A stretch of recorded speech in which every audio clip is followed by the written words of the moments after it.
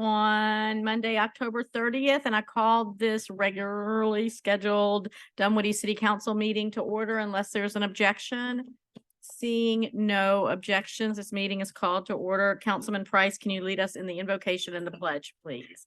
And if you have cards, you can drop them off at the front desk or right there. At this meeting, help us to make decisions which keep us faithful to our mission and reflect our values. Give us strength to hold to our purpose, wisdom to guide us, and a keen perception to lead us. And above all, keep us charitable as we deliberate. Please join me in the pledge. Pledge allegiance to the flag of the United States of America, to the republic for which it stands, one nation, under God, indivisible, with liberty and justice for all.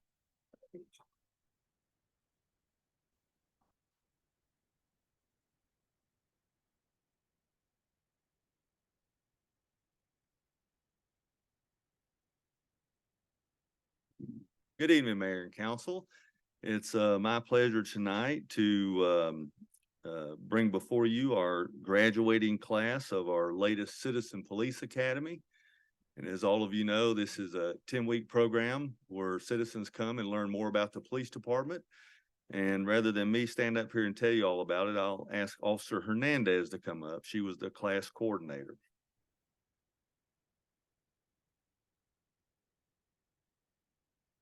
Good evening, Council. So for 15 weeks, the citizens of Dunwoody, couple Sandy Springs, they came together and they learned all about the Dunwoody Police Department and just policing in general. They learned everything from about gangs. They did a shooting simulator. And all the way to the end, they even did mock traffic stops where they got to put everything that they learned all together. So they all had a really great time. Everyone made new friends, and everyone seemed like they had a pretty positive attitude about the whole entire experience. Very inquisitive, lovely people. If we can have you guys all come on up for me. Right here in the middle. Right here, if you want to.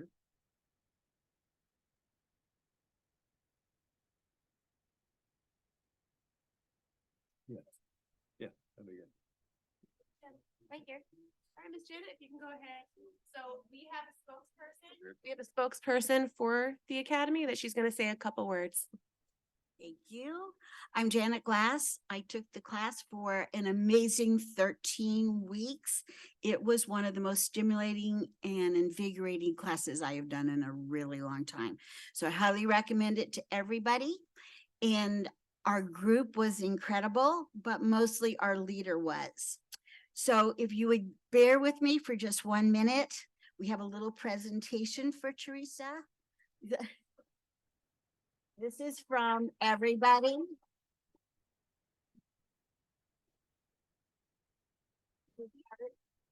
Okay, you got it?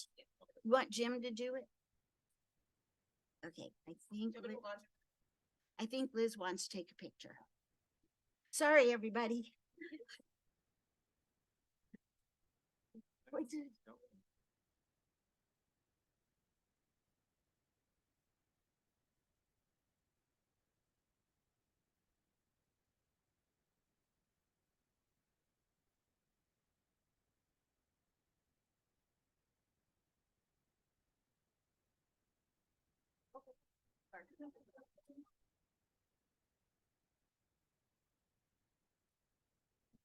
Mayor, if you want to come down, hang on a second. You can come get your picture made as well with us. You want council?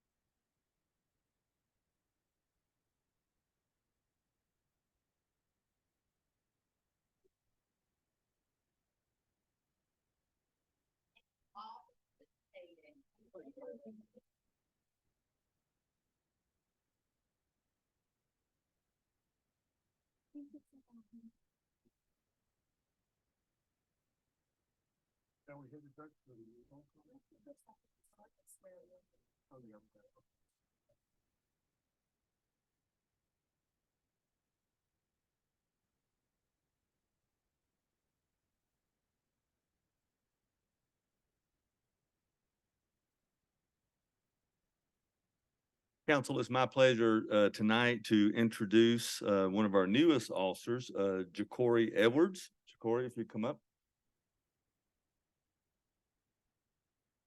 You come on right here. So we're excited to have Ja'Cory on our team. He comes to us from the Sylvester Police Department, where he worked as a police officer from 2020 until he joined our department.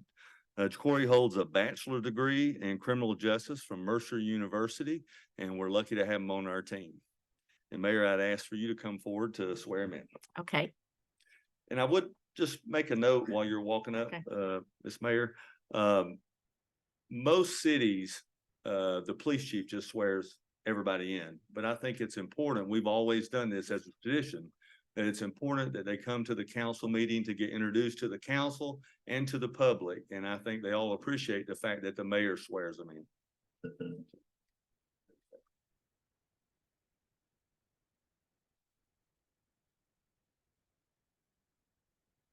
Just stand right up here. Yeah.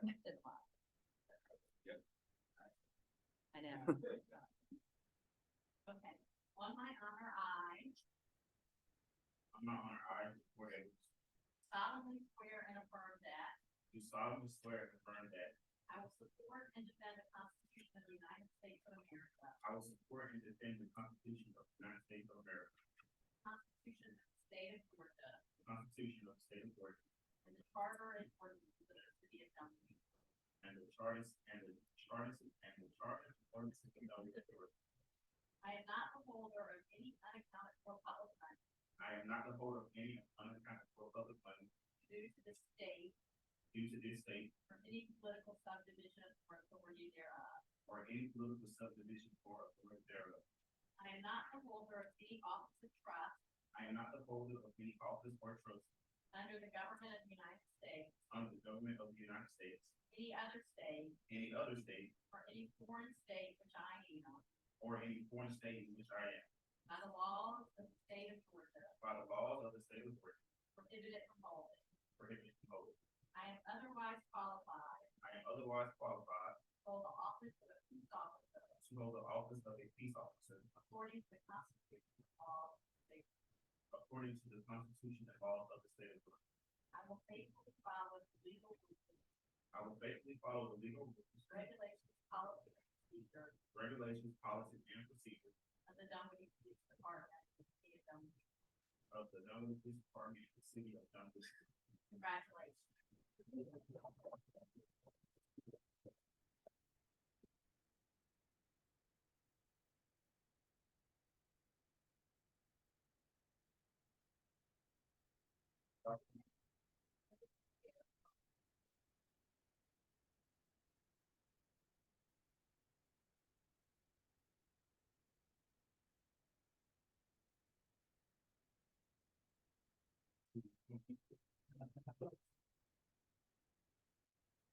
Maybe take it.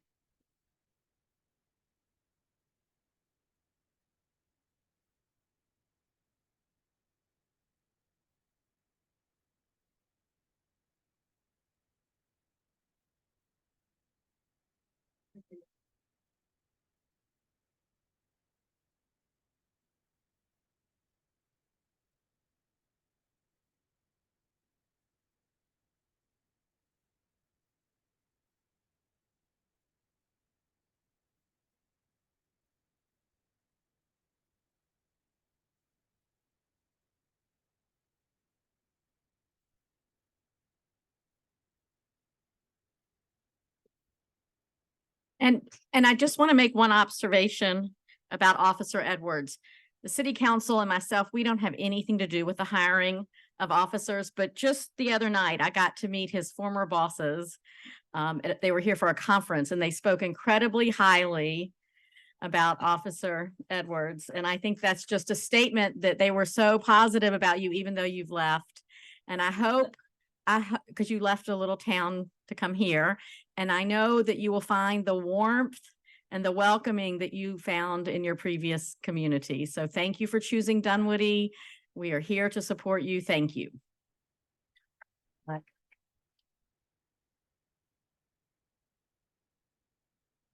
Public comments, if there are people who have not yet turned in a card, the cards are in the back where the chief is, and you can drop them off up here or with Eric in the audience. Tom Simon. Just introduce yourself if you don't mind, and you'll have 3 minutes. Tom Simon, Stevens Walk neighborhood. My comments are directed to the citizens of Dunwoody who have not voted yet or who plan to vote on November 7th. The reasons to vote no on the bond referendum.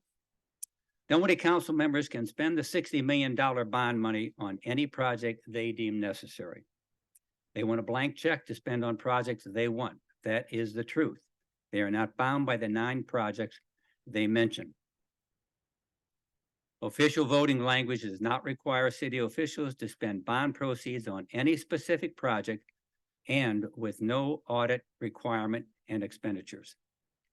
I urge every Dunwoody citizen to vote no to the proposed $60 million bond referendum because with the interest that the city is projecting, the cost could be between $87 million and $108 million for the bond. Using council's figures, the bond debt will increase city taxes by 1.049 mils. For Dunwoody citizens who are homeowners, that is a tax increase of about 51%, and coupled with the 17% tax increase the city council approved last year, that is a total city tax increase of 68%. The assistant city manager, Jay Vinicki, said Dunwoody has a structural deficit. A structural deficit is when a budget deficit persists for consecutive years. Dunwoody City Council is spending money it does not have. Citizens that live in apartments that don't pay city taxes, remember, apartment owners' taxes will increase, and this will be passed on to you in higher rent. Regarding trails and paths, do you want a 12-foot wide concrete path with your mature trees cut down? Traffic congestion increased in Dunwoody for years in front and or back of your home or on major roads in Dunwoody. If not, don't put the burden on fellow citizens. Vote no on the bond referendum. Our streets are congested and badly in need of maintenance, yet proceeds from this bond referendum will not be used to remedy these needs. Rather, they will fund bicycle lanes, 12-foot wide multi-use sidewalk trails, which only will make a dire situation worse. Look at Winters Chapel, the path to nowhere, where trucks and cars presently park on this path. Not a good use of the money. Dunwoody residents voted 15 years ago to become a city independent of DeKalb County to better control our own destiny and money, not to amass more debt and higher property taxes. Lastly, I'd just like to ask Councilman Rob, in the invocation, you're talking to somebody, but you don't mention his name. His name is God. Thank you.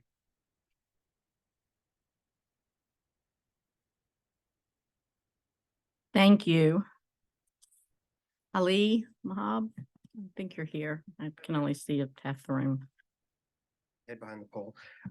Councilman, councilwoman, thank you so much for taking the time to talk to me tonight. I wanted to address the Barry Dunn study that we've been waiting so long for. The average cost, if I'm not mistaken, when I kind of configured the Barry Dunn study from a year ago, would have come down to something around $2,000 to $2,500 one-time bonuses to police officers.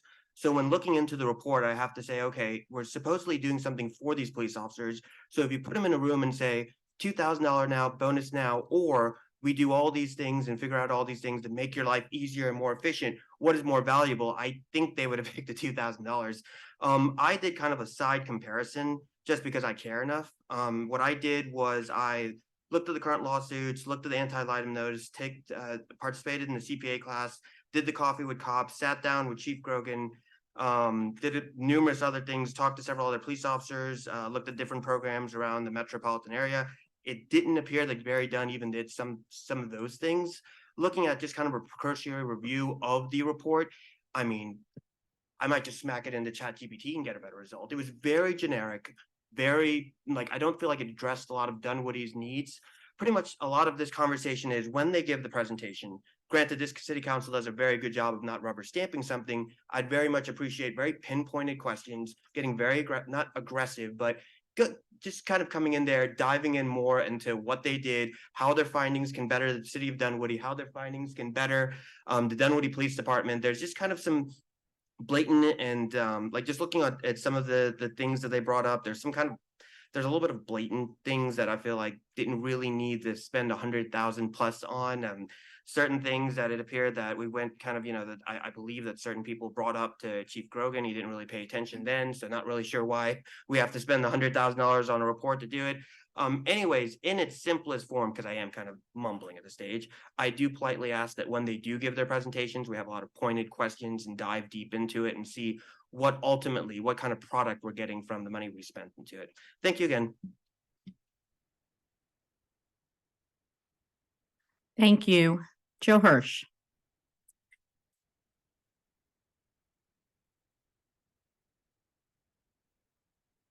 Hi, Joe Hirsch. The long-awaited report about the Dunwoody Police Department is finally here. And as predicted, it doesn't really seem to say anything we didn't already know. The scope of what the consultants were looking at was limited, yet here they are making recommendations on how our police department should be run while wearing blinders over their eyes.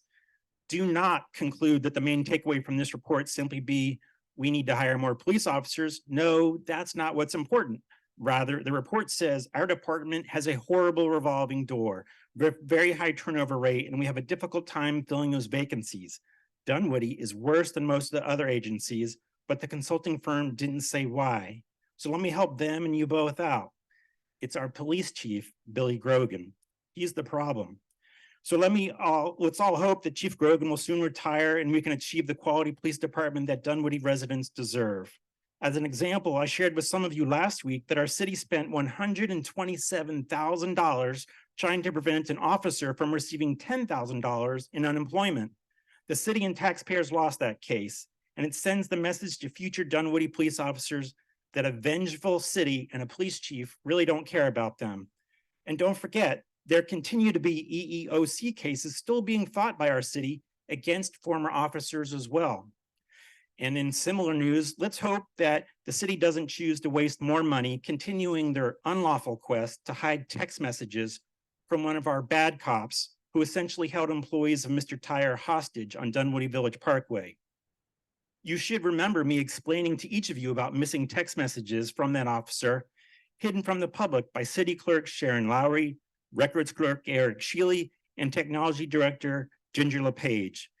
And that over the years, I have noted numerous Open Records Act violations to you, but I can't get our city manager, Eric Linton, to even meet with me to discuss my concerns.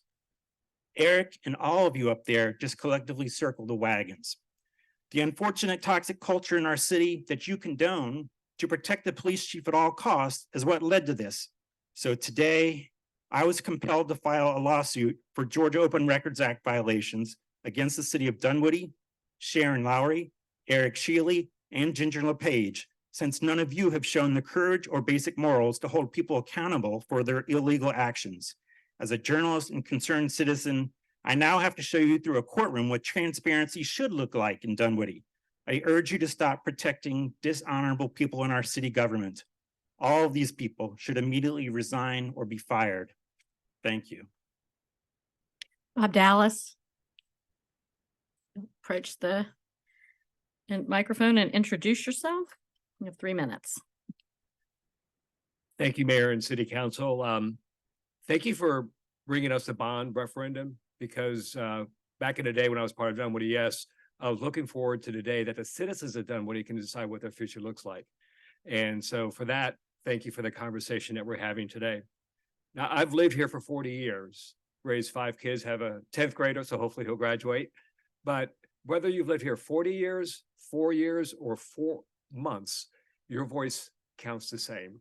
Whether I've lived here this long or you just came yesterday, your voice matters and it counts. I support the bond referendum for 3 reasons. First, it'll make our communities safer. It'll connect our parks and areas like Dunwoody Village so that we have alternatives in getting in our car, but we can walk or bike safely to those locations. Secondly, it creates parks in parts of Dunwoody that do not have parks that people want to use. Look, I love Brook Run, but do I always have to drive to go to a park? Why can't I go to one that's near my neighborhood? And trust me, there are some of these parks I will never go to, but I believe my neighbors should have them. Third, it will increase our property values. Virtually 100% of the communities like Alpharetta, which have put in multi-use trails that improve their parks has seen their home values go up. Now, I know there are many of my friends and neighbors that oppose this. I submit to you, while they're very genuine, they're misguided. First of all, they say it's not going to go to police operations. Of course not. That would be illegal under Georgia law to use bond monies to go for police operations. Secondly, it's not going to fix congestion. I submit to you, GDOT has spent billions of dollars widening 285, improving 400 and 285. How's the congestion working for you all today? Still congested, guys? Thirdly, they say, well, there's no commitment that this city council will improve those 9 projects that have been identified. Well, let me just say this.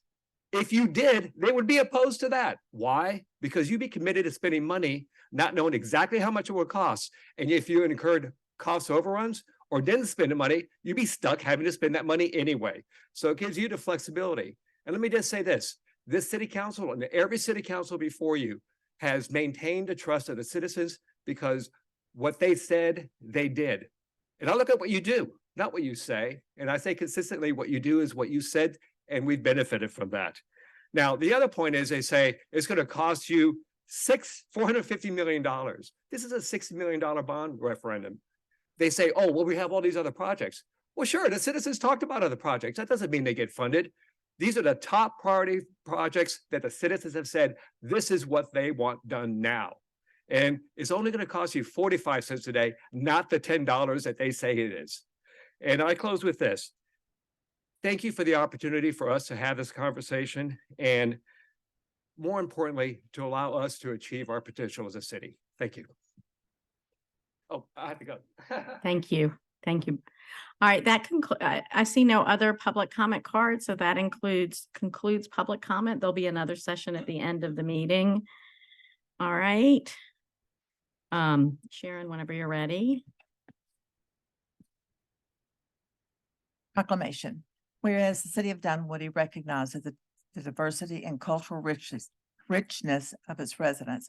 And whereas Diwali, also known as the Festival of Lights, is one of the most significant and widely celebrated festivals in the Indian subcontinent, representing the victory of light over darkness, knowledge over ignorance, and good over evil. And whereas the Diwali is celebrated by millions of people worldwide, including a vibrant and growing community within the city of Dunwoody. And whereas Diwali serves as a reminder of the importance of unity, compassion, and the triumph of righteousness in our daily lives. And whereas the city of Dunwoody values and appreciates the contributions of its diverse community members and aims to foster an inclusive environment that respects and promotes cultural understanding and awareness, now therefore I, Lynn Deutsch, Mayor of the city of Dunwoody, do hereby proclaim November the 12th, 2003 as Diwali, the Festival of Lights in the city of Dunwoody, and encourage all residents to join in the celebration of this joyous occasion. I call upon our citizens to learn about Diwali, engage in cultural exchange, and embrace the principles of peace, harmony, and goodwill that this festival embodies.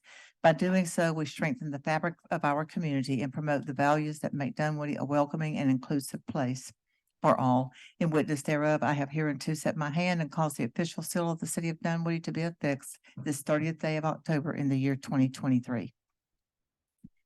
Thank you. And if everyone who is here from Create Dunwoody wants to rise to be recognized, that would be awesome.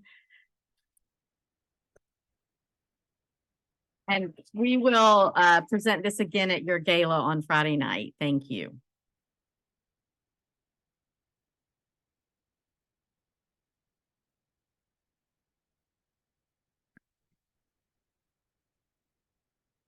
Mayor, the next item is a public hearing item, a resolution adopting a budget for the fiscal year 2024 for each fund of the city of Dunwoody, Georgia, pursuant to Article 5, Section 5 of the Charter of the city, beginning January 1st, 2024, and ending December 31st, 2024, appropriating the amount shown in each budget as expenditures, adopting the item of anticipated funding sources, prohibiting expenditures to exceed appropriations, and prohibiting expenditures from exceeding actual funding sources.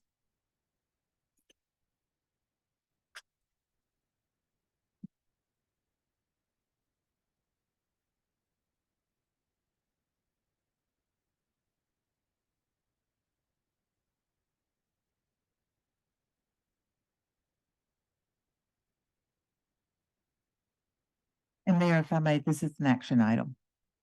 Yes, ma'am. Bless you.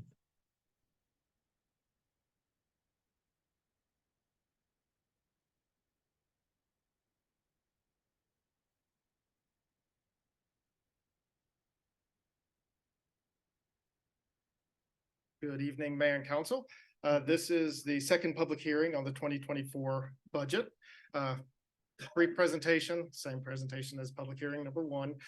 We'll go through that and have time for questions afterwards. So with that, I'll start with a little bit of background on the budget. For 2020, 2021 and 2022, the city did budget a use of general fund balance. However, we did not in the actual results use any of that fund balance in any of those years. And as a matter of fact, we actually did add to a fund balance each of those years. For 2023, we're very closely monitoring where we think we're going to end up. We have a budget to use about $500,000. Not ready to declare, there's still some months left. So I think we're going to finish not having to use any fund balance, but not ready to fully commit to that yet. Still have a couple of months left, obviously, in the fiscal year. Regarding 2024 budget development, so we had two kind of driving factors that we did when we built this budget. We wanted to keep the structural use of fund balance to approximately $2 million within the general fund, and to keep the projected general fund reserve at 6 months, which is 2 months higher than the 4-month minimum reserve that is the policy of the city. Couple of steps in the development budget process that I wanted to highlight. So the budget process kicked off in mid to late June with departments submitting all of their requests to finance by the middle of July. After consolidation, we held department review meetings with all the departments to review their what they proposed, both their operating and capital budget, what they submitted. In those department review meetings were the city manager, assistant city manager, myself, and the assistant finance director. And then lastly, we had a budget review committee that met September 11th and 12th to review the mayor and city manager's proposed budget. So those are the process that we've gone through, the steps we've gone through to get to this point. So I want to take just a minute to highlight the department review meetings that we had. So again, the department heads presented to that committee that I talked about their base budget needs, as well as any enhancement requests basically above that base budget. During those review meetings, the committee identified approximately $750,000 in expenditures that were removed from departments' requested budgets. This was really a cleanup to the budget to make sure we're not double counting anything, i.e. one department budgeted for the same a thing as another department, and things of that nature. So, and we also use that time to kind of align budget with prior years or actual expenditures to make sure everything was in line as well. So that's the process for the department review meetings. There was also the review of the enhancement requests that were submitted as part of the department review meeting. Of the almost $2.6 million in enhancement requests that were submitted, we did include approximately $1.1 million of those requests in the proposed budget that is before you today.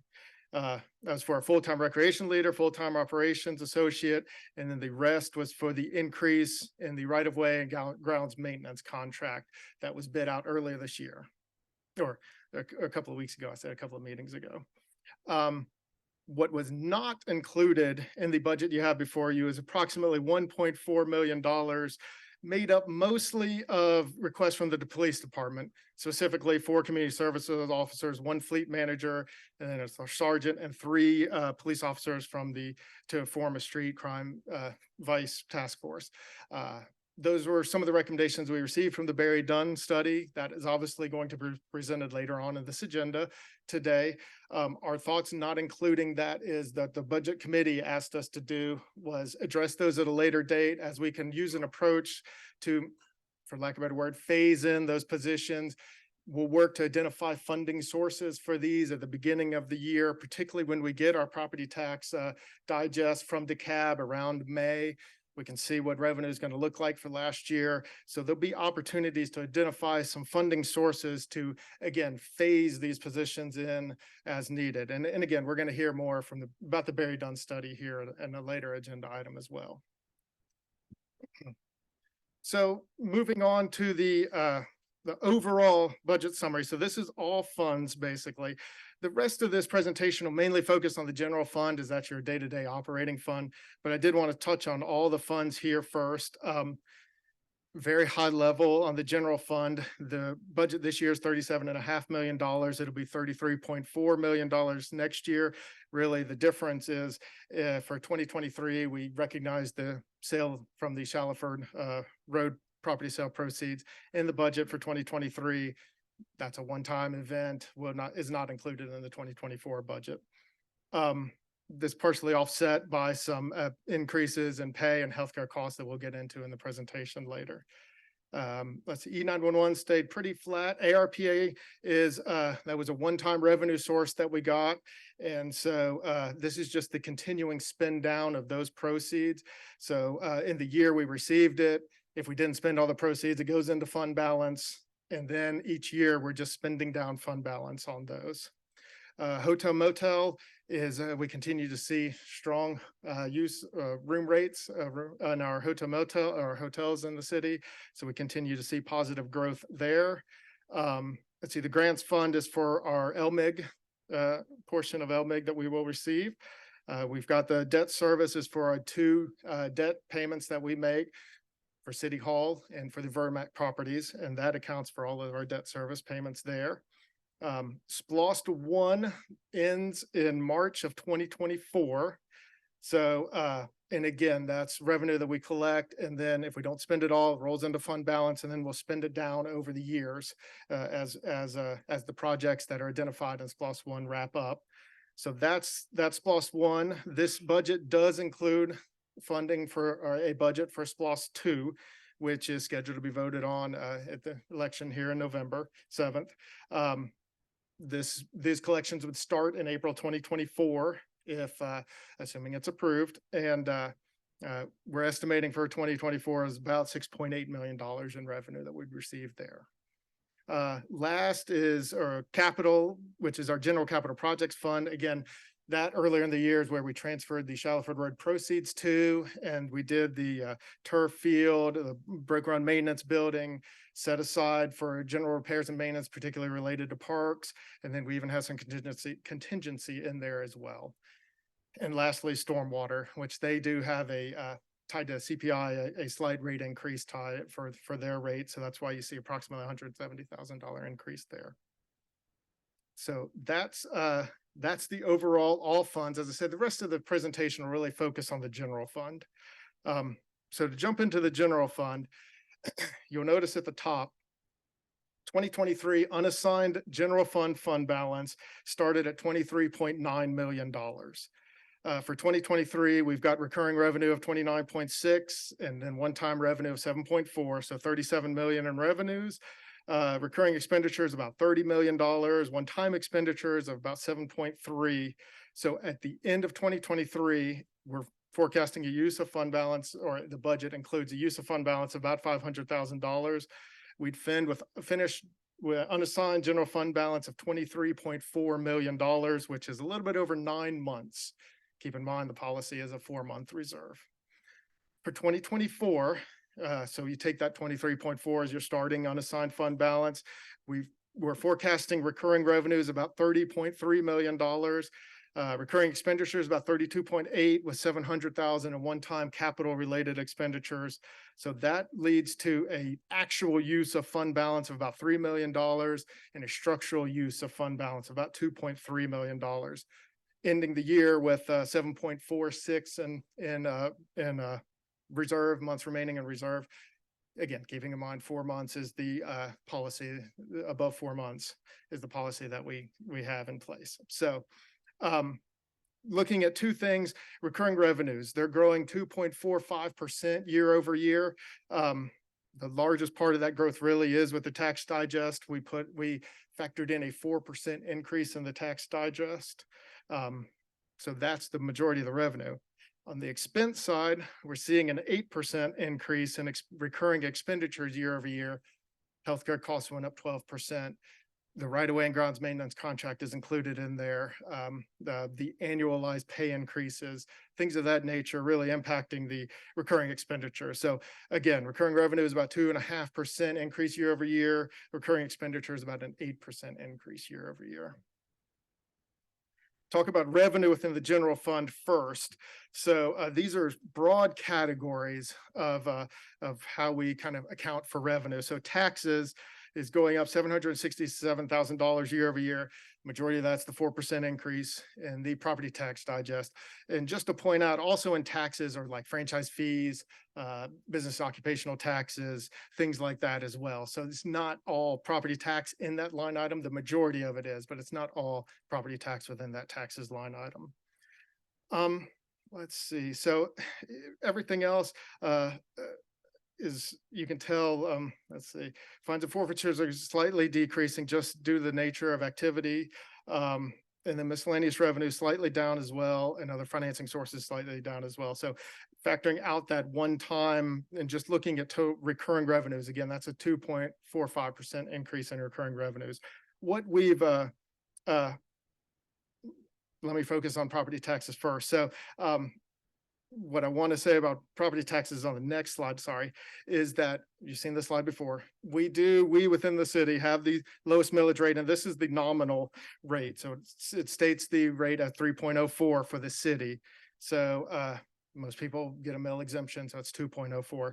But still looking at that, for example, comparing to unincorporated DeKalb, we are 4.866 mils below unincorporated DeKalb, just to give you a point of reference. Brookhaven on there, we're 0.19 off on the total millage rate there. So now you've seen this slide before, but just to give a point of reference on where Dunwoody's digest or the millage rate stands to other municipalities compared around us. As I mentioned before, we're factoring in a 4% growth in the digest. So the chart on the left shows historically what we've seen the year-over-year change for the digest to be.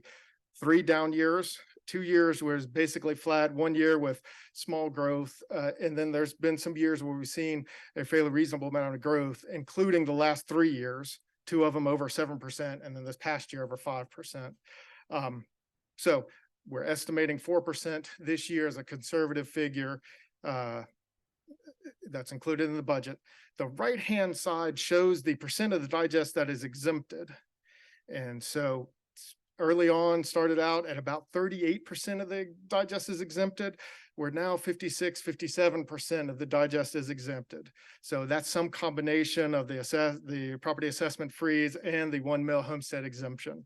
So we've continued to see that portion of the digest, we're not able to tax that basically. So then that has grown significantly over the years as well. So that's the general fund revenue. I want to talk about general fund expenditures, and we're going to look at it 2 different ways. We're going to look at it kind of from a department perspective, and then we're going to look at it by line item, or maybe category is a better way to do it. So we're going to start with the department look. And a couple of lines to point out here is first is information technology is going up almost $330,000. I'm going to leave this up. Explanations are on the next page, but I'm going to leave this up. Majority of that's related to cost increases we're seeing from a lot of our IT related contractors and vendors. Historically, they've said factor in maybe a 5% increase. This year, they said factor in a 7 to 10% increase, and not really only for 2024, but for future years as well, 2025 and maybe even into 2026. Again, those are inflationary factors that are impacting our budget. Police is up $1.2 million. To give a reference, let's see, in 2023, police was 36.4% of the total budget. In 2024, police currently stands at 37.4% of the budget.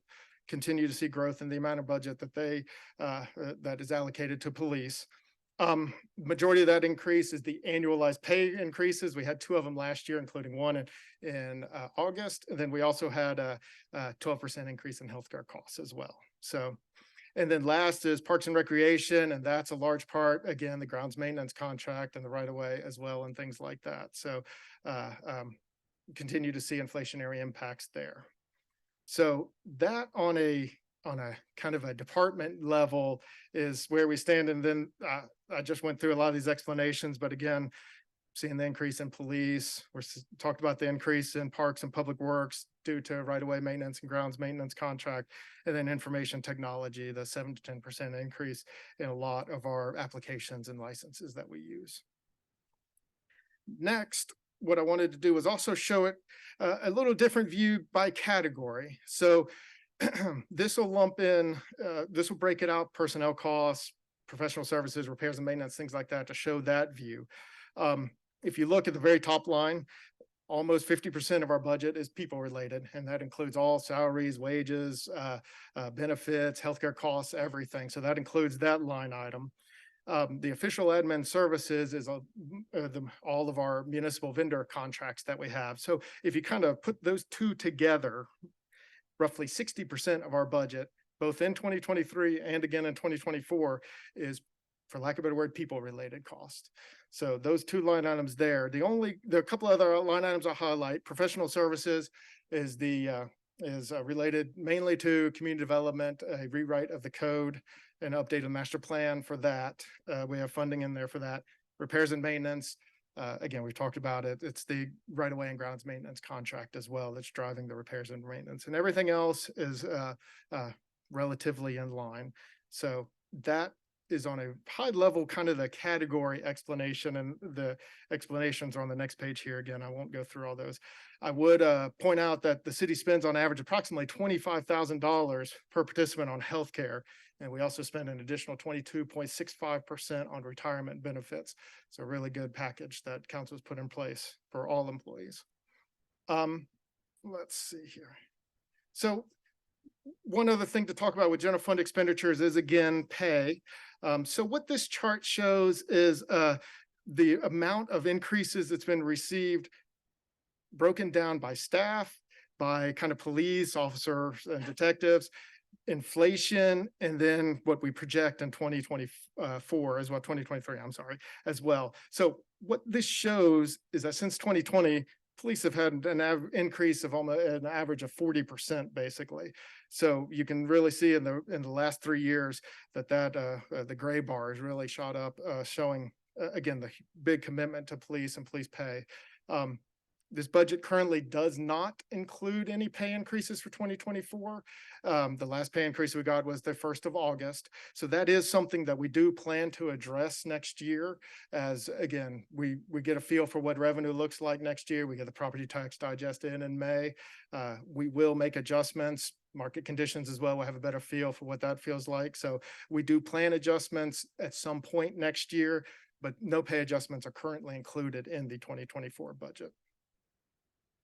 And lastly, real quickly, I want to talk a little bit about the capital improvement plan. Again, do keep in mind that the CIP that you have before you does include SPLOST 2. So you'll see some funding for that. So $2.75 million in road resurfacing is set aside, with approximately another $500,000 from the state. So well over $3 million for road resurfacing. Some other projects related to the Peeler Road. We have $673,000 for police vehicles. That's 3 admin Explorers and 9 hybrid patrol vehicles that's set aside funding for that. And then $327,000 for police equipment. And that covers trauma kits, first responder medical bags, soft body armor, things of that nature. And then we continue to fund the Ashford Dunwoody multi-use path. That's funded out of the hotel motel fund, actually. So, and I believe that's it. So with that, I will be happy to answer any questions. Okay, I'm gonna open the public hearing, correct, Sharon? Yes, and we'll have 10 minutes per side. If anyone is here to speak for the budget, if you'll just come stand in the middle. I see none. If anyone is here to speak against the budget, join us, introduce yourself, and the podium is yours.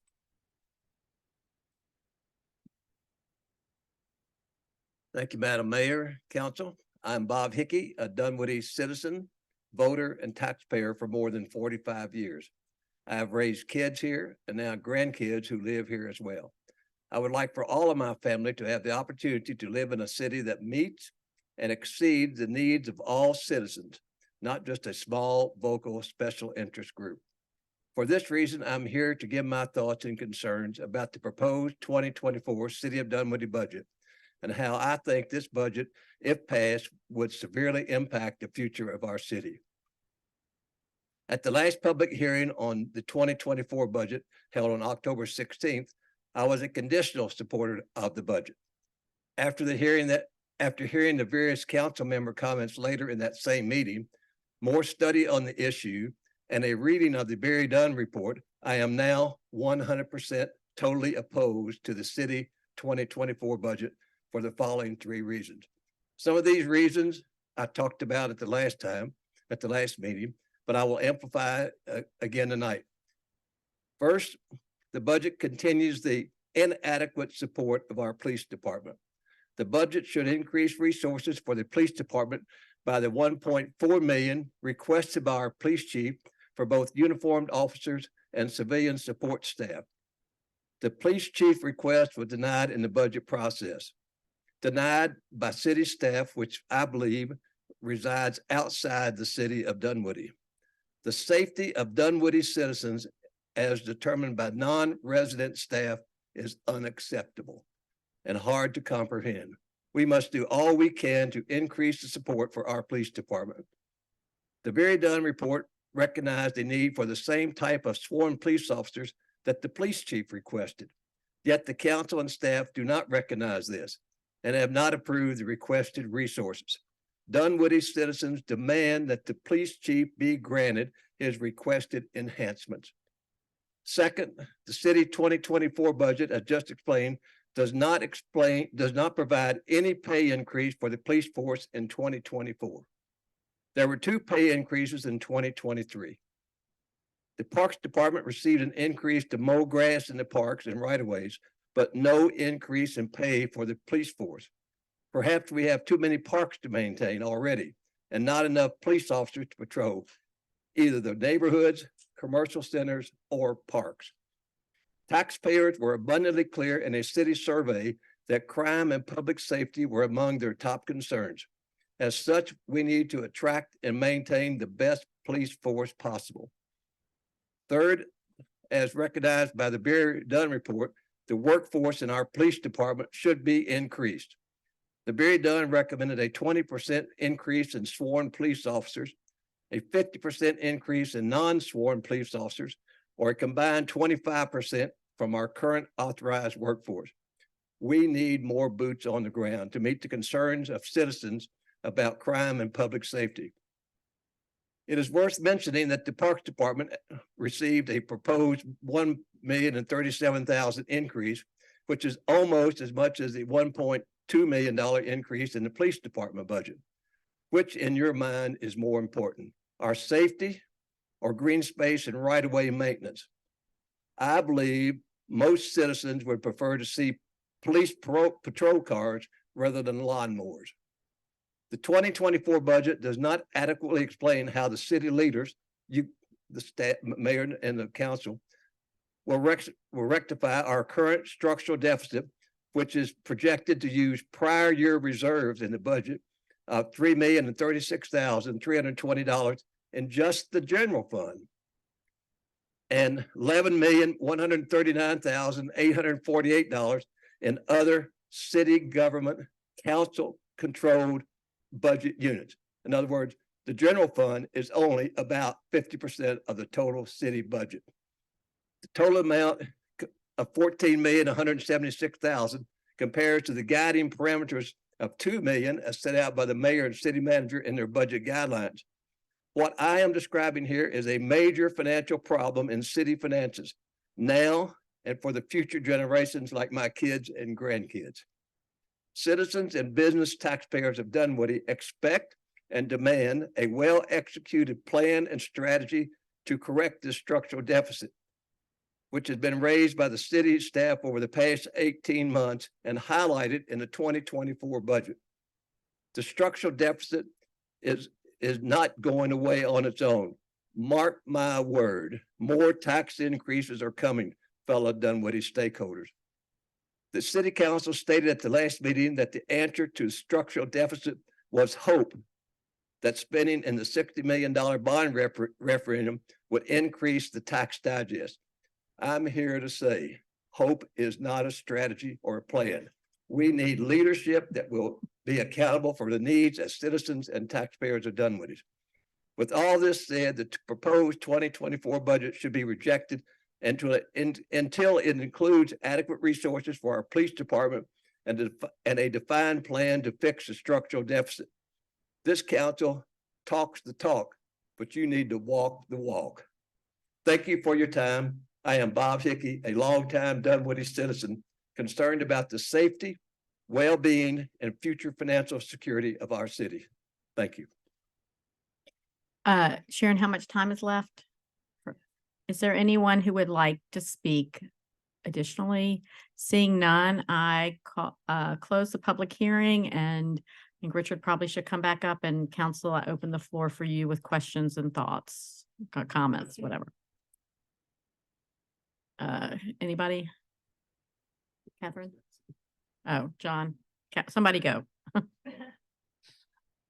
Okay, since it was brought up a number of times, could you just go through the process, what you're hearing Mr. Hickey say regarding the structural deficit, please? Sure. So in the general fund is where we've got the way the policy sets in place. Yes, our recurring revenues are exceeding our current expenditures. Now, how does that happen? It's very conservative budgeting. We do budget our revenues very, very conservatively. On the flip side, on the expenditure side, for example, we budget every position, all 114 city positions, and we budget them for every single day that they'll be, we assume in the budget that they'll be occupied every single day, 114 positions, 365 days for the year, for example. So we know, generally speaking, that the budget on the expenditure side will probably come in 95% of the budget. And we hope anyways, on the revenue side, that we will exceed revenue. So, yes, there is a structural deficit for recurring revenue and recurring expenditures of $2.3 million that is budgeted in there. Conservative budgeting is a large part of that. We've also built up our rainy day funds, reserve funds, whatever words you want to use there, to be over 9 months, almost 10 months. So there is you can't put that money to work. Now, you don't want to fund operations with it. It can be put for capital and things like that. That is what we're doing with part of this anyway. So there are some scenarios there where, yes. Speaking on the other funds, and ARPA is a really good example. So we received in all $18 million over a 2-year period, but we received all 18 million. So if we're receiving 18 million, and for argument's sake, say we spend 3 million in that year, so $15 million falls to fund balance. We're not going to receive, at least currently not planned to receive, any additional funds in the ARPA money. So every year we spend that down, we're going to show use of fund balance. That's a special revenue fund. There is not a need to have a GFOA, or Government Finance Officers Association, doesn't require a fund balance for a special revenue fund or anything like that. We're going to spend those proceeds down as indicated by the ARPA 2 budget that's been previously adopted, and that's out on the website. So that, and similar to capital projects, we fund capital projects with $1 million, for example, but maybe we spend 500,000. The budget's adopted as a multi-year budget, for example. So maybe we spend 500,000 one year, that 500,000 carries over to the next year, and then you show the use of fund balance to finish out that project. So for ARPA and capital project, that's a normal budgeting practice, I guess is the word I'll use, is to show a use of fund balance year over year, and it can vary year over year, basically. Okay, but you did to put it on 2021 and 22. Well, the first budget came with a structural deficit. The end of year did not show any deficit because it's extraordinarily conservative. Correct. So particularly for 2020 and 2021, and even till 2022, we all know COVID, a pandemic that we've never seen before happen. We really ramped back down and really got conservative on all our revenue projections, tried the best we can. I give department directors a ton of credit for managing their budgets really appropriately, not knowing what the impact could be, the long-term impact of the pandemic or anything. So yes, we were ultra conservative during the COVID years, I'll call it. And while we did budget a use of fund balance those years, we did not use fund balance. And again, over those years, we did add to fund balance those years. And you said we're currently funding positions regardless of whether they're filled, and that includes the police, that's correct? Correct. So we have 78 positions budgeted within the police department, 64 sworn, 14 civilians. They are all funded January 1 of 2024. But they're not all filled. Correct. I believe we would have to get somebody, but I believe there might be 3 vacancies. 3 vacancies right now. We're seeing 3 in the back. Okay. Okay, thank you. All right, John. Sure, happy to go next. Thank you, Richard. I have 2 questions. One is for police and one is for public works. Chief, real quick question. Richard, you talked about police budget. You were talking about the raises. You were talking about other things. You did not mention the new police detective for machinery. It's in the budget. I'm not sure. Chief, can you tell us about that position? What is it doing and how does it relate to the Barry Dunn report if possible? Which Police detective for machinery. $270,000 vehicle. The fleet.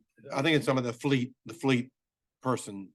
I will, No, I don't think that's the fleet person he's asking about. it's on page 70. Hold on, or listen,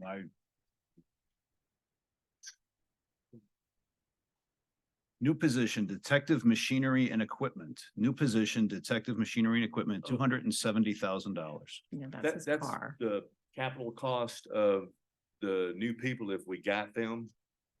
Okay, Vehicles. that okay, sort of I'm thing. trying to understand what that says. All Yeah, right. that's what that is. All right, so it's not a new person. No. No, There's okay. no new people included in the budget and so therefore any new equipment associated with those people shouldn't be included in the budget as well. But we do have vehicle replacement for unmarked vehicles as well as marked vehicles in the budget. Got it. All right, I was going through this. Sure. I was trying to understand, it says new position, so I want to make sure I understand what's happening there. And the other thing was really just for then public works. Michael, you have a $225,000 crosswalk, new Hawk system at Chestnut Elementary. Today, Chief, this might be something for you. Today, there was no crossing guard at Chestnut Elementary.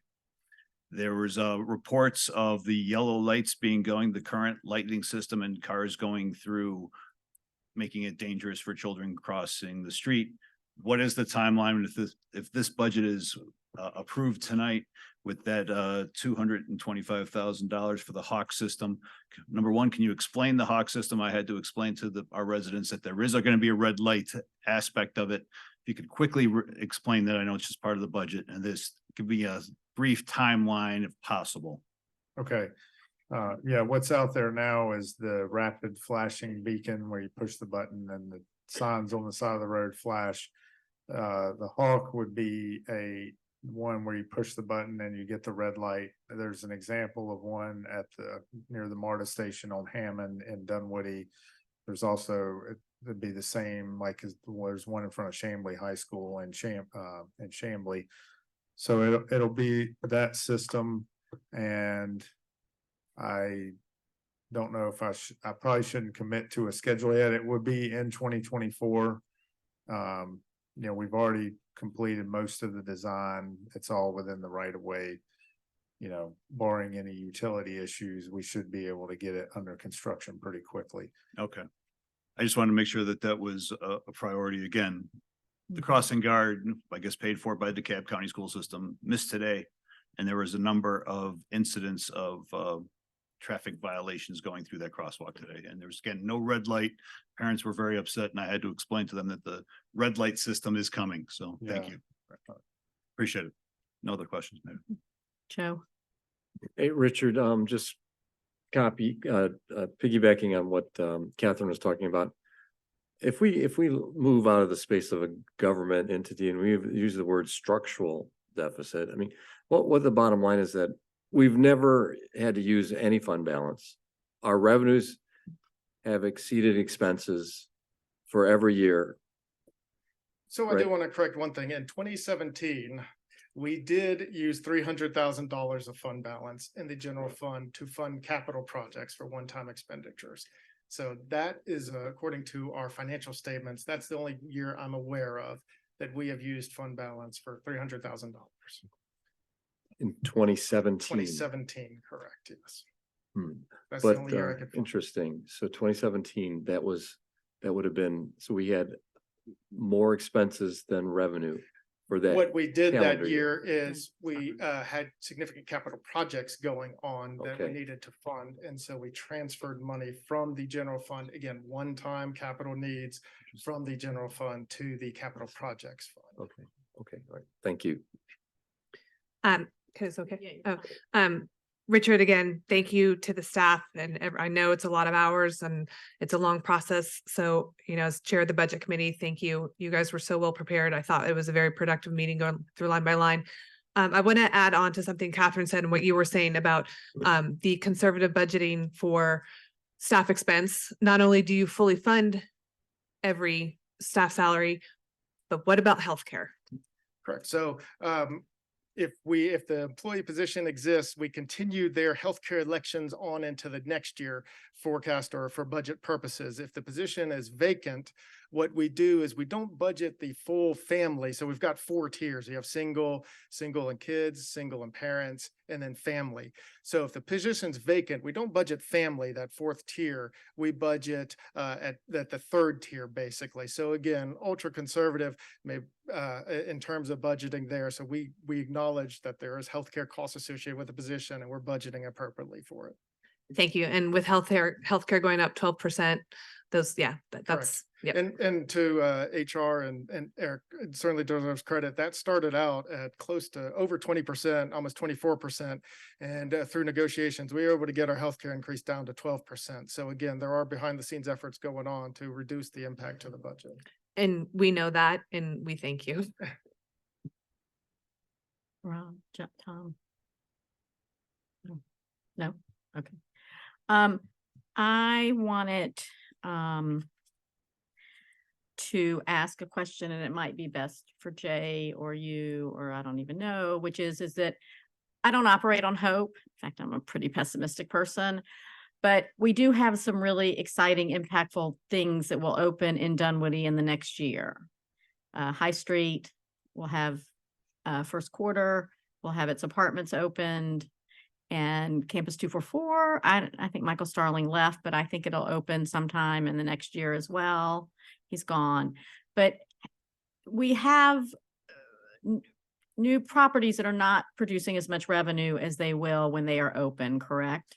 Correct. It's when we start looking at our projections and looking into the future, one of the things we've got here is we do have a strong backbone in certain things. And one of the things, and we talked about here when I'm forgetting the acronym of the group that spoke here, but our newer buildings that are being built are being occupied, and that'll help. And then things get revitalized that way. So the city is doing the right things for long-term planning on keeping this up. We still have to be aware of how our financial situation is currently, but the steps are there, the things are in place so that long-term there's still something to work with on it.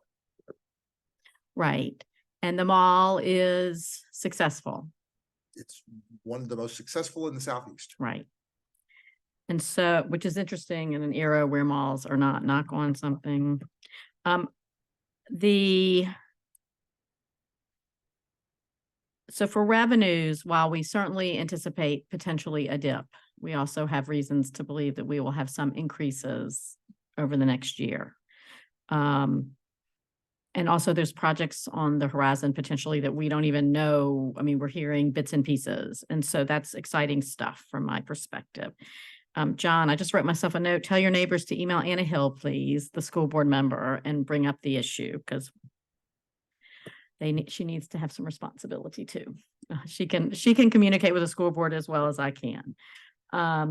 And the other questions I have is about what we did in 2020 when we found that we were facing a potential economic downturn. We cut across the board 20%, correct? I am forgetting the numbers, but between Richard, Linda, and myself, revenues, we dropped to what I would call draconian levels. Right.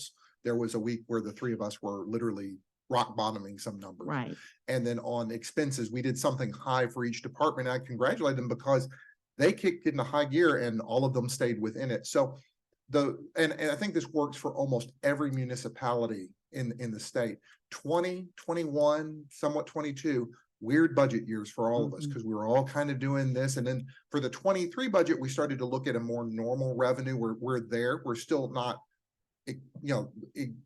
not robust like we thought we would be back in 2019. And the other thing we've got is a high inflationary environment, Hmm. which that is the other thing that we're competing against, which our revenue setup is not necessarily tied to something where high inflation works. Okay. And then Eric, you and I have talked about from the perspective of police for at least 2 years that that part of our reluctance to add the positions to the budget is that we set expectations that we may fill 10 more positions or 5 more positions when we have 4 or 5 vacant certified officer positions already. And so, but we've always, this council and I have always made it clear that if we get to 100% staffed, we want to keep going, correct? That's right. And years ago, we did have 2 positions just Right. for that purpose, that transitional purpose. Right. But when we had several vacancies, we eliminated those for now, but they're ready to be put back in, and we do have those. We have a full commitment from the council and you, Mayor, for that. Right. And we'll continue that practice. And then we're going to talk about the results of the report here in a little while. I think that answers, I think that takes care of it. And we often do mid-year and more than mid-year budget adjustments, correct? Correct. Okay. Because you told me that the assessment issues are ongoing, correct? Assessment issues are always ongoing. That's the Okay. best way to say it. So there's never a point in time, well, there must eventually be a point in time where the digest for 22 is set and 23, but we are not there yet. And for the way that we budget, the best way to do it is there will be the tax bills we get for 2023, some Right. will be late, some will be paid in Right. 2024, and that's part of the whole Right. 4% increase combines all that in there. Okay. All right. All right. This is an action item. Move to approve? Moved by Stacy, Second. second by Tom. Any further questions or discussion? All in favor, say aye. Aye. Any opposed? Hearing none, the budget passes. Thank you.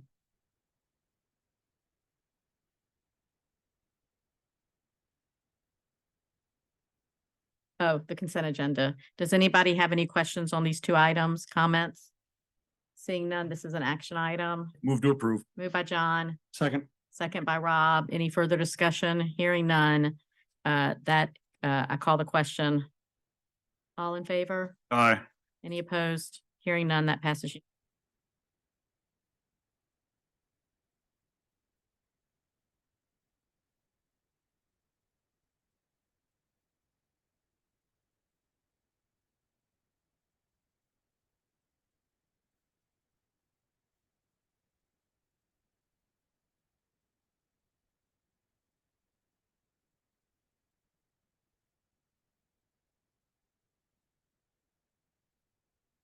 Mayor, moving to business items. The next item is approval of a contract with DeKalb County and AMR for additional ambulance service. Chief Krogan.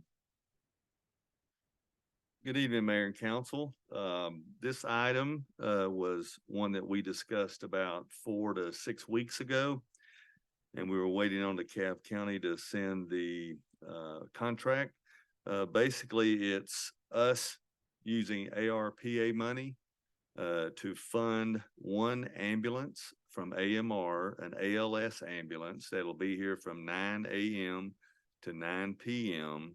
and respond to calls to Dunwoody residents and visitors. The ambulance, if it transports somebody to a hospital, it will return to Dunwoody when it is through and will not be part of the system in Dunwoody. In DeKalb County, it'll only be in Dunwoody, and they'll provide a monthly report for us so that we can see if this ambulance is having a positive effect on response times to our most important EMS calls. Chief Fulham is here if y'all happen to have any questions for him. But this is an action item up for council vote, and I would be happy to answer any questions you may have. Okay. I think Chief Fulham, you probably might as well make your way up here. Stacy. Yeah, I'll start with my kind of nuts and bolts questions. In the supplemental service paragraph, could you explain to me what this means? The ambulance will respond to calls in the city, but shall not be replaced by an ambulance from the DeKalb County zone when it responds to a 911 emergency. So as I understand it, if this ambulance leaves, DeKalb will not provide an ambulance to replace it. So it's kind of its own independent ambulance. So they're not going to send an ambulance to Dunwoody to hang out in Dunwoody while, other than what they already have here as part of what they currently provide. They're not going to send a new ambulance to replace that ambulance until that ambulance returns to Dunwoody. So it kind of acts independently. But we're still going, so we would still have the normal DeKalb County Correct. coverage. That's correct. Okay, that sentence is a little tricky to understand. I will be the first to admit that one. My second question is in the payments, contractors shall be paid by the city the contract rate per hour for year 4 of the contract and year 5. What happened to year 1, 2, and 3? So as I understand it, and that was a question I had as well, the contract is for year 1 is $129.38 per hour, which comes to $566,684. And maybe Chief Fulham can address that. I think that's talking about the contract between DeKalb and AMR, maybe. Is that what that is? Yes. Good afternoon, Mayor and Council. Chief Grogan is correct. The contract that we signed back in 2019 that started in 2020, it had for each year an amount that if, such as this situation, either a city or the county wanted to have supplemental service, that there would be a cost. So those vendors had to submit what each year's cost would be. So being that we are in the 4th year of the contract, that's what that costs. That $129.36 is for the 4th year of the contract. And what we listed is if the city decided to continue this supplemental service into 2024, then it would go to that $130 odd.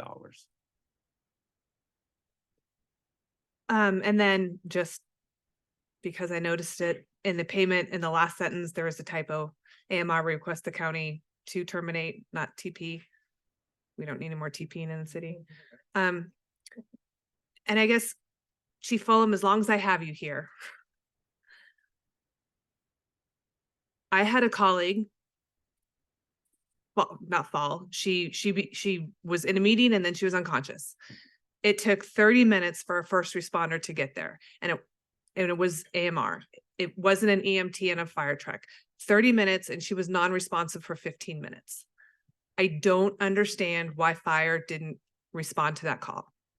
Yes, Councilor. We have received that information from the chief.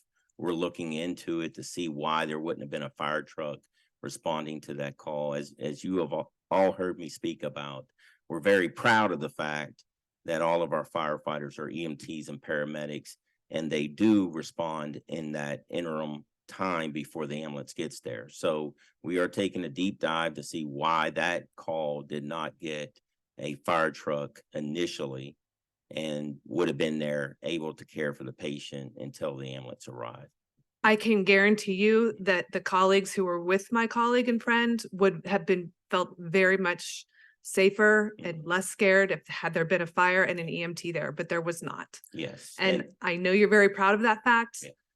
I didn't even know what to tell him. I mean, I'm looking at the CEO of the company where I work, and I truly look forward to answers. Yes, and I want to provide those. And one thing that we do when we look into these situations, we go back all the way to the point to where the person made the phone call.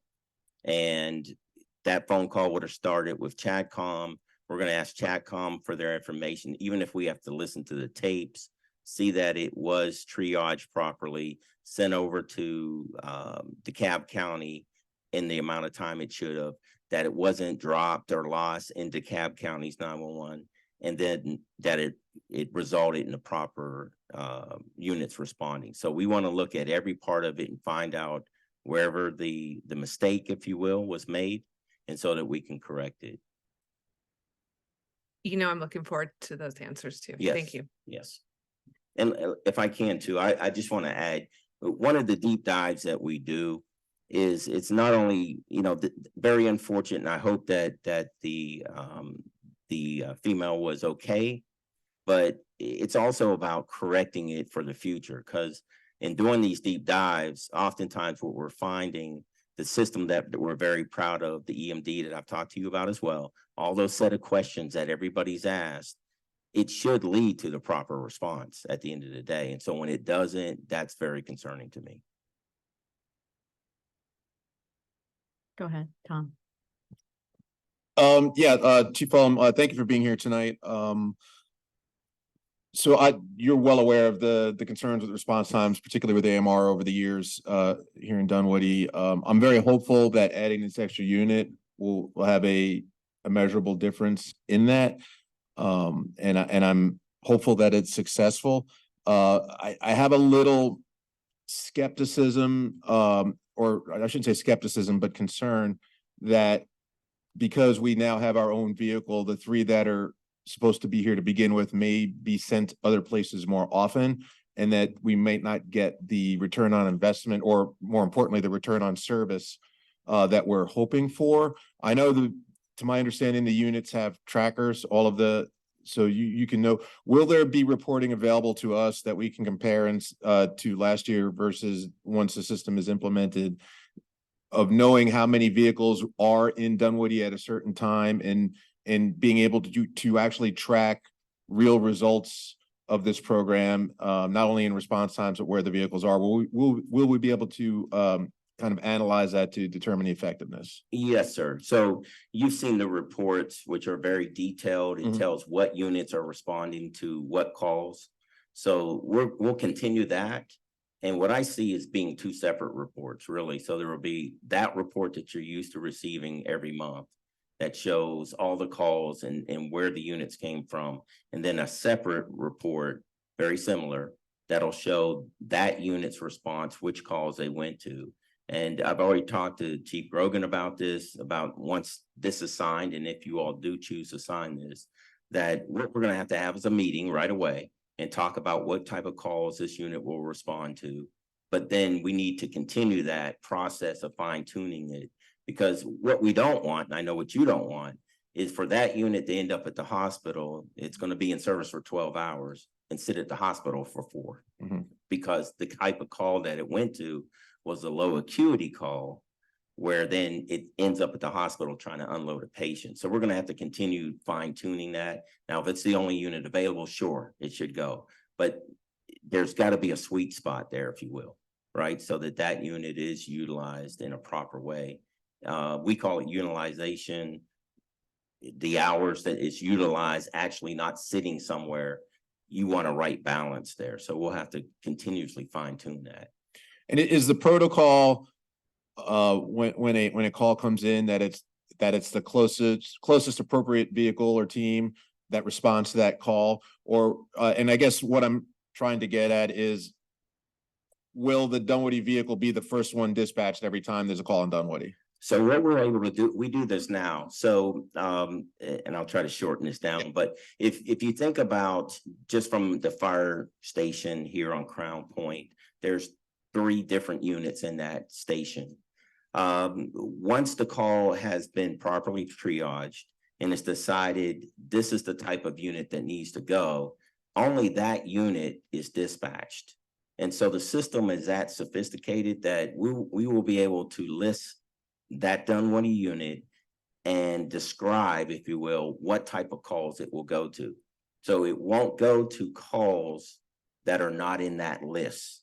So it'll look for the next closest unit that is the appropriate unit to respond to a call.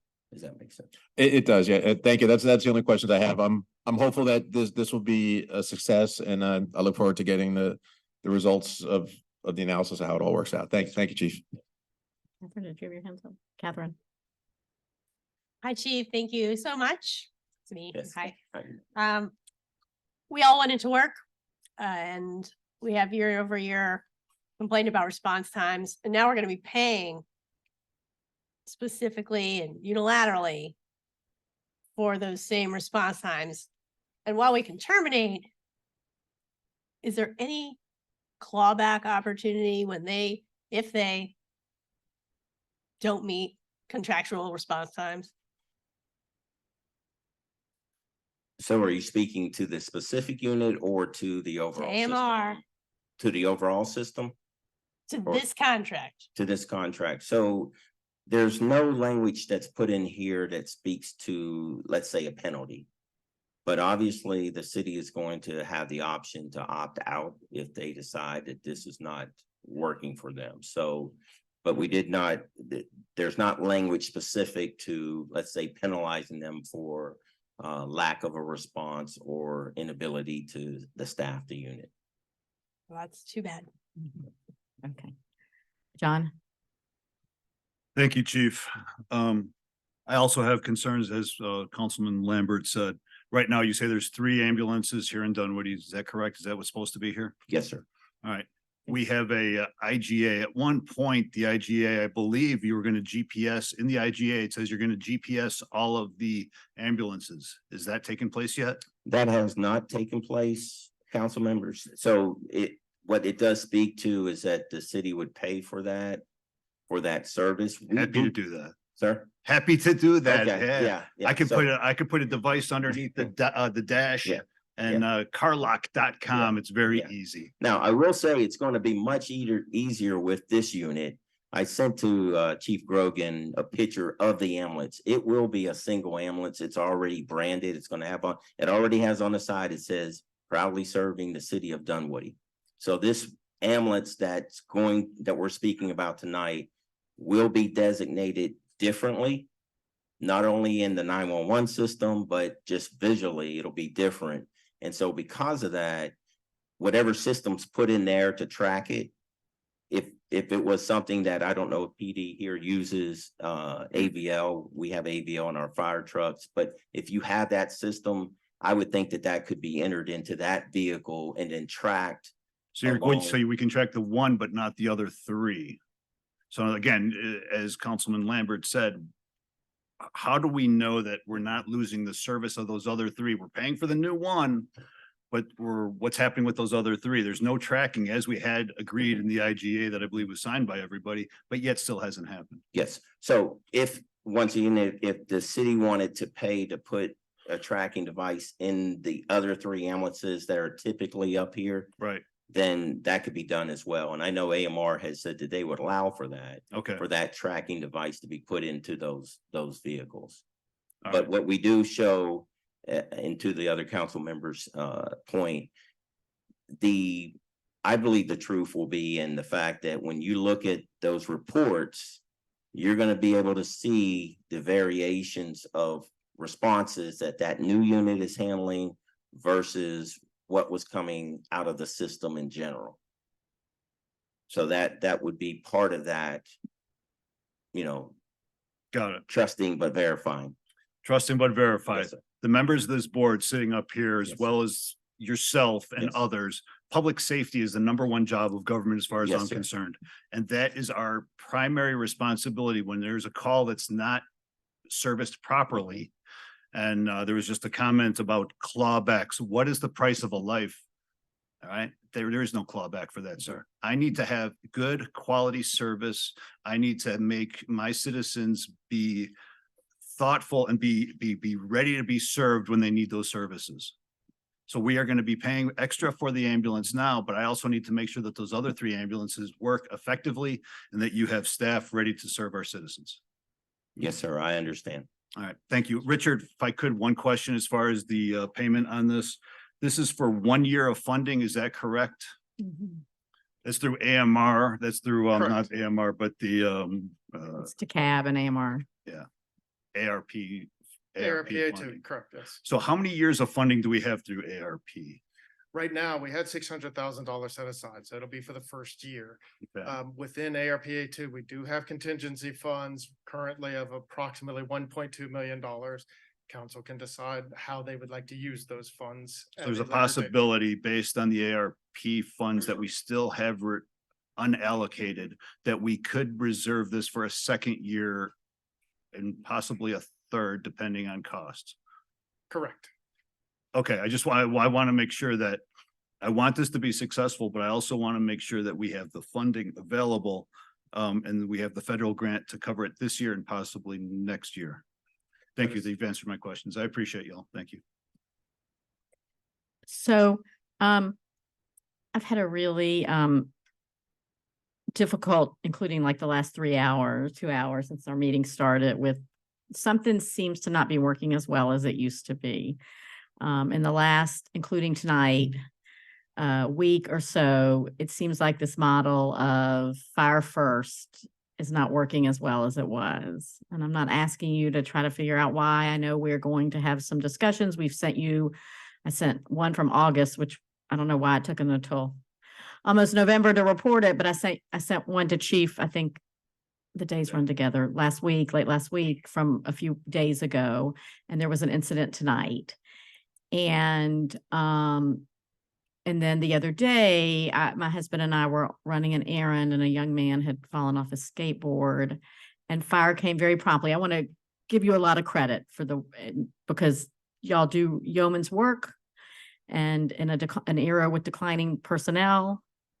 And just the other day, somebody questioned me as to why we didn't take over fire. And I explained the history. And then that very night, she had to call 911 unexpectedly. And you were there, both fire and EMS were there like within 7 minutes. It was the middle of the night. But I am concerned that something in some part of the pipeline isn't working as well as it was 3 months ago, whether it's Chatcom, whether it's how citizens are talking, whether it's DeKalb 911, something seems to not be as efficient, because in the case of tonight, for example, it was fire got there as the person put out a plea on Facebook, and people came and helped the person get up and was able to get her back to her independent living. But in the other night, when we stopped to assist this young man, and there was already a citizen who had stopped, I said to them, he was talking to the dad, I said, let fire stabilize him and put him in the car. If he can at all, get in the car and take him to the hospital. Do not wait for EMS. And in fact, EMS had not even been called when it wasn't slated. When past us going to a stroke, which is the way it is. And I'm curious if something has changed in how you're triaging calls in the last few months, that maybe I don't understand what's happening. Okay. Right. So Mayor, I can speak, and especially to the call tonight. So Right. Chief Grogan Right. immediately sent that to me, and he Right. may have already spoken to you about it. Because it was meeting, we're up here. Yeah, yeah. But I can say like the call tonight. Right. So, just Chief Grogan does a great job sending them to me, and we're gonna do our fact finding as quickly as possible. The call tonight, when he let me know, I immediately reached out to our shift commander, and he said that they were already on the scene and actually had helped this individual up. The person refused treatment, and then there was somebody who was there who said that they would take them back. So I obviously each call is a little different. They said it was an hour and a half that they were there by themselves waiting. That's So interesting. we'll to me. need to, Yeah, so by we'll the need to time investigate. by the time they posted on Facebook Okay. and tagged me as the meeting was beginning or somewhere around there, it was an hour and a half, is what Okay. they said. Okay.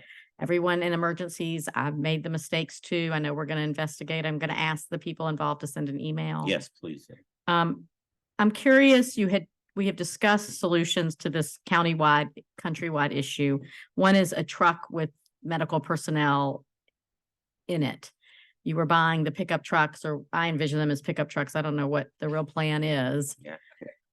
Well, that's what I envision them as, but some kind of truck that would be first, could be first on the scene and not transport. Have you made any progress in that? Yes, there's actually one at 21s. Okay. We call them rapid response Right. vehicles, those smaller vehicles. Right. That is in service now. Okay.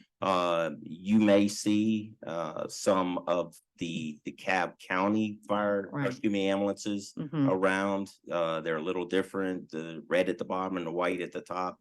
I know I see the reports every morning, so there's one running around this area as well. The one change that we have made to the system, which I do think, we still have to fine tune, is we are trying to make sure that we always keep the ambulances, the available resources available for the highest acuity calls. Now, what that does mean in some cases that the lower acuity calls may wait longer, but we got to, once again, I speak about the sweet spot. We got to figure out where that is, where it's okay once that call has been properly triaged Mhm. for that call to wait. If the ambulance is, I think you said something about an ambulance going to a stroke. That was appropriate. And Yeah. when the fire got there very quickly, they stabilized his leg and they put him in the parents' car and they were gone. Right. But I wonder if in the 911, we've talked about this before, about the need to train citizens to make sure that they're communicating needs correctly. I think we need to have a countywide education committee. Certainly we can try to do it locally with instruction from your department on what we need to tell people to say. And also to God, like when I said to the father on the phone, I said, when you get here, if fire gets him stabilized, not only will you likely get him to the hospital faster, but you're going to save yourself thousands of dollars as Absolutely. insurance. And so I think that but I do kind of wonder in these situations where someone's fallen, I know those calls are burdensome, sort of, if we can't come up with a system with all our first responders where they just get answered, the person gets picked back up, put in their wheelchair or whatever. And I know it's more complex than that, but I look forward to getting the results of all these sort of outlying data points to try to figure out where the breakdown is. I'm a little concerned that there's some communication mishaps, but we won't know until we do the deep dive. So I appreciate, I always appreciate your department, and I appreciate your willingness to work with us and to look outside the box for solutions for everybody dealing with this, because this is a really big challenge that's not going to get it's going to get tougher. So thank you. And may I Yes. say one? Yes. Mayor, we had a meeting today with AMR Mhm. where they're not just their locals, but their executive came in. It was about a 2-hour meeting. And what we were discussing is about how we move forward right now. Not, the contract is up in December 31st of 2024. So we're talking about what can we do right now to make changes. And so I will tell you that one of the initiatives that came up was just about that, educating our public so that we can help them in making good decisions. I believe they reported today they're transporting about 2 out of 10 calls. And so when an ambulance does show up and a person is not transported, first, one thing that has to be made clear, they can't transport to an urgent care. So if somebody decides once the ambulance gets there and says, I don't really want to go to the hospital, maybe they can't transport. They're not allowed to do that.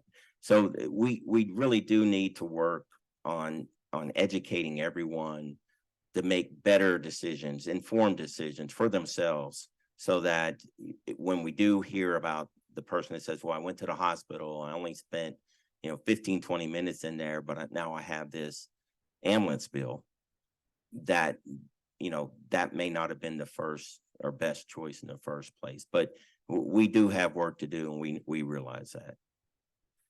Okay. Thank you. Anybody else? Well, Move to approve Stacy makes based motion. on final legal approval from our city attorney. Second. So just as a point, this will allow me to sign what is approved by our legal, if it's a little different than what you've seen.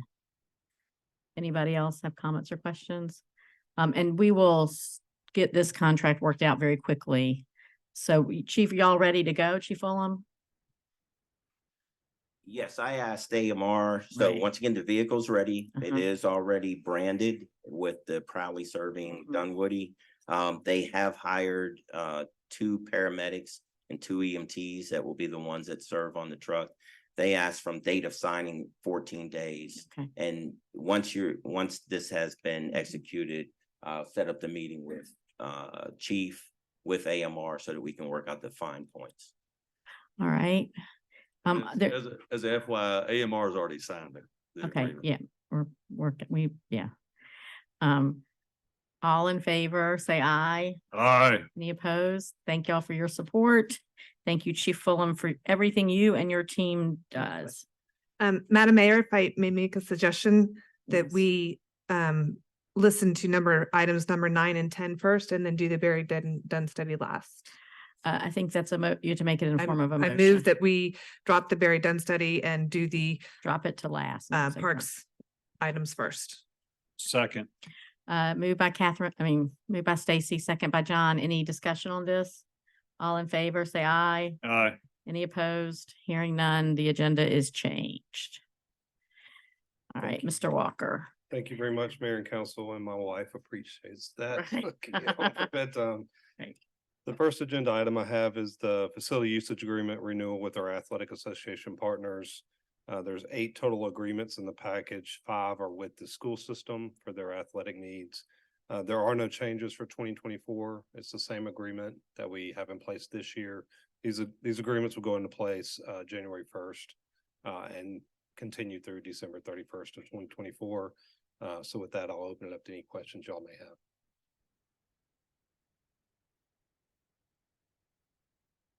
Yeah, just one question about Dunwoody Senior Baseball, because they had to share with softball. I didn't see softball as anywhere in that agreement. That needed to be outlined, or is that some other scheduling? I They're in searched the for agreement. softball and I It's the Dunwoody High School softball booster club.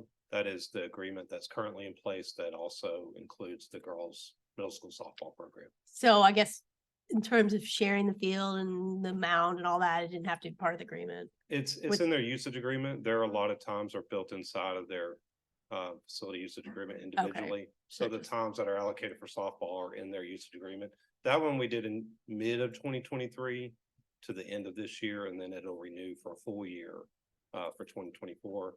But all of those, a lot of times are still the same going into 2024 that they were this year. And I will say it was very effective this year. I think everyone played well together.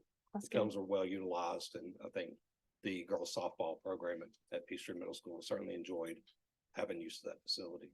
I'm sure. Thank you. Any other questions? This is a discussion item. Just curiosity how all the high school teams work out their usage on the fields.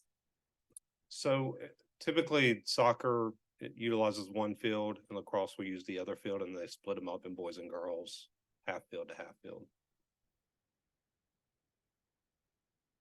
I'm fine with consent.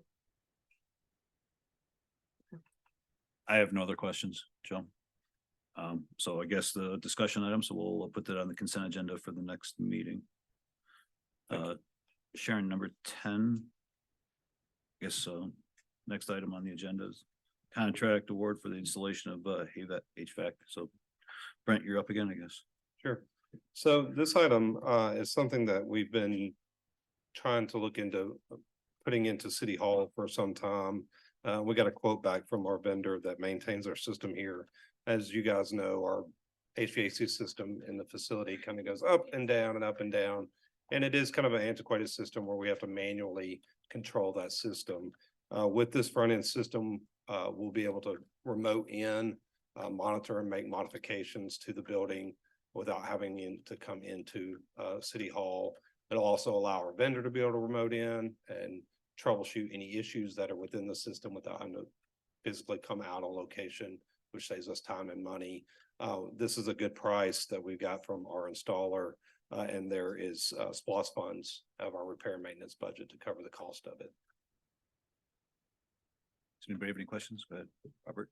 So You may recall when we were discussing SPOS earlier this year, I kept bringing up sustainability over and over and over. And to me, this is a great example of something like that. In terms of improvements in energy efficiency, do we have any idea what kind of cost savings and energy savings we're looking at? with this new Probably system? not. I can certainly ask the vendor and see if I can get a number, just kind of an industry standard. We would know that over a year of use from one year to the other. The big difference is we'll be able to control those set points remotely and be able to do it quicker than the unit running all day at a certain temperature that's not effective, and then having to have our facility coordinator make time to come over here and adjust it and that type of thing. So we'll see some savings, but I'll see if I can get a number from. I'd appreciate an estimate. And then just after a year, how close was it? You know, are we getting a savings? Because this is, you know, a win-win if we can save tax money and kind of reduce the carbon footprint. Sure. You know, even just a little. John, Brent, the report, I don't remember seeing anything about the facility in the building for the CAT scan, the outside vendor that's here in the building. What is the work that's going to be done in that complex and those units? Is there anything out of the ordinary there? Is it going to be part of that, those rooms? Because at some point that vendor, that occupant may no longer be in the building. So we maintain that system also, so it would be part of this front end system. It is. Okay, thank you. I just wanted to make sure that it was part of it, that it wasn't separated out. so anybody else? Oh, Consent. wait, consent. Thank you. Thank you. Thank you, Brent.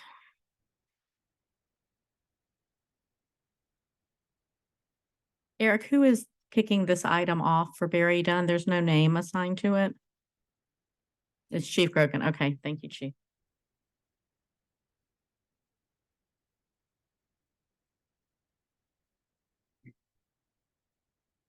Good evening again, Mayor and Council. I know y'all are tired of probably listening to me tonight. Back on July 25th, 22, the City Council approved a contract with Barry Dunn for them to provide a comprehensive review of the Dunwoody Police Department. So they've been examining operations.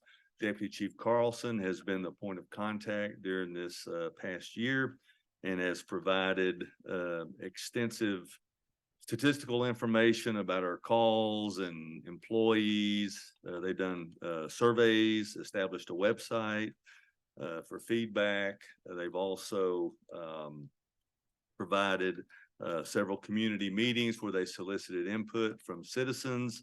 They did some ride-alongs, interviews, and put a comprehensive report together. I won't go into it at all, but two of the representatives from Barry Dunn, including the project manager, is here tonight. And I'll invite Michelle Weinzettel up to provide a overview of the report, and I think she has a presentation. So, Michelle.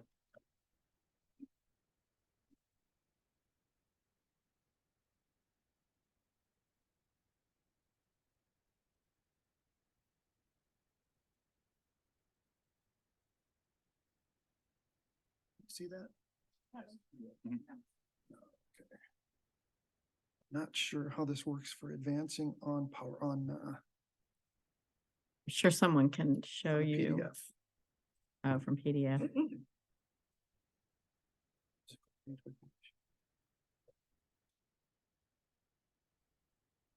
Perfect. Thank you. Good evening. Nice to see all of you, and pleasure to be here, and thanks, Chief Grogan. Again, my name is Michelle Weinzettel. I am a senior manager with Barry Dunn. Obviously, we're the firm that the city contracted with to do a comprehensive study of the police department. I know that you all have been provided with the report, and I'll say my apologies for its length. It is rather lengthy. I appreciate the fact that everybody had an opportunity to take a look at it. And what I'm going to do is go through a brief presentation and kind of hit some highlights. I'm going to do this rather quickly, certainly can take any questions either along the way or at the end. But obviously, this is 400 pages of content between the main report and the supplemental documentation. And so I'm going to try to hit the pieces that typically kind of come to the forefront and that organizations really want to know about and bring those to light. The first thing I want to talk about is our methodology. And what we do is we have a very mature system, a very mature process of collecting information. And we look primarily at the main sections of the organization have to do with patrol investigations and other staffing. Of course, there are many operational pieces that we look at as well. And as we go through those, we develop various recommendations based on best practices, industry best practices, and based on our observations that are unique to your community and your setting. So we're going to go through, I'll go through the patrol investigations and other things, talk about key recommendations, and then there'll be, again, as the slide deck indicates, there's an opportunity for questions. Again, feel free to raise your hand. I'm not sure how you want to do it, Madam Mayor, but if someone has a question, are you comfortable with that? That's fine. Or we can wait till the end, whatever. And if someone needs to stop you, just everyone let her know. That will be fine with me. So at any rate, one of the things that we're going to start with talking with patrol, we gather a lot of data, as the chief mentioned. We worked closely with Deputy Chief Carlson. We used a series of internal surveys, pre-designed worksheets, various instruments that we use to collect data. In all, we probably had 70 or 80 different data elements that we requested from the police department, including a set of your CAD RMS data, right? This is the recorded information that comes through dispatch that shows when the calls are created, who gets sent to the call, what type of call, how long it took the units to get there, how long they were there, which units went there, all that kind of stuff. So that's what we call a computer-aided dispatch or CAD record. And then again, a number of other sources where, for example, like asking for personnel data on employee leave. And I'll show you a slide on that in a little bit. That's very relevant when we start talking about staffing and how how personnel are allocated within the organization. Once we gathered all of the information, we go through an extensive period of analysis. And certainly that took longer in your case than we like, really not anyone's fault on your end, just took longer.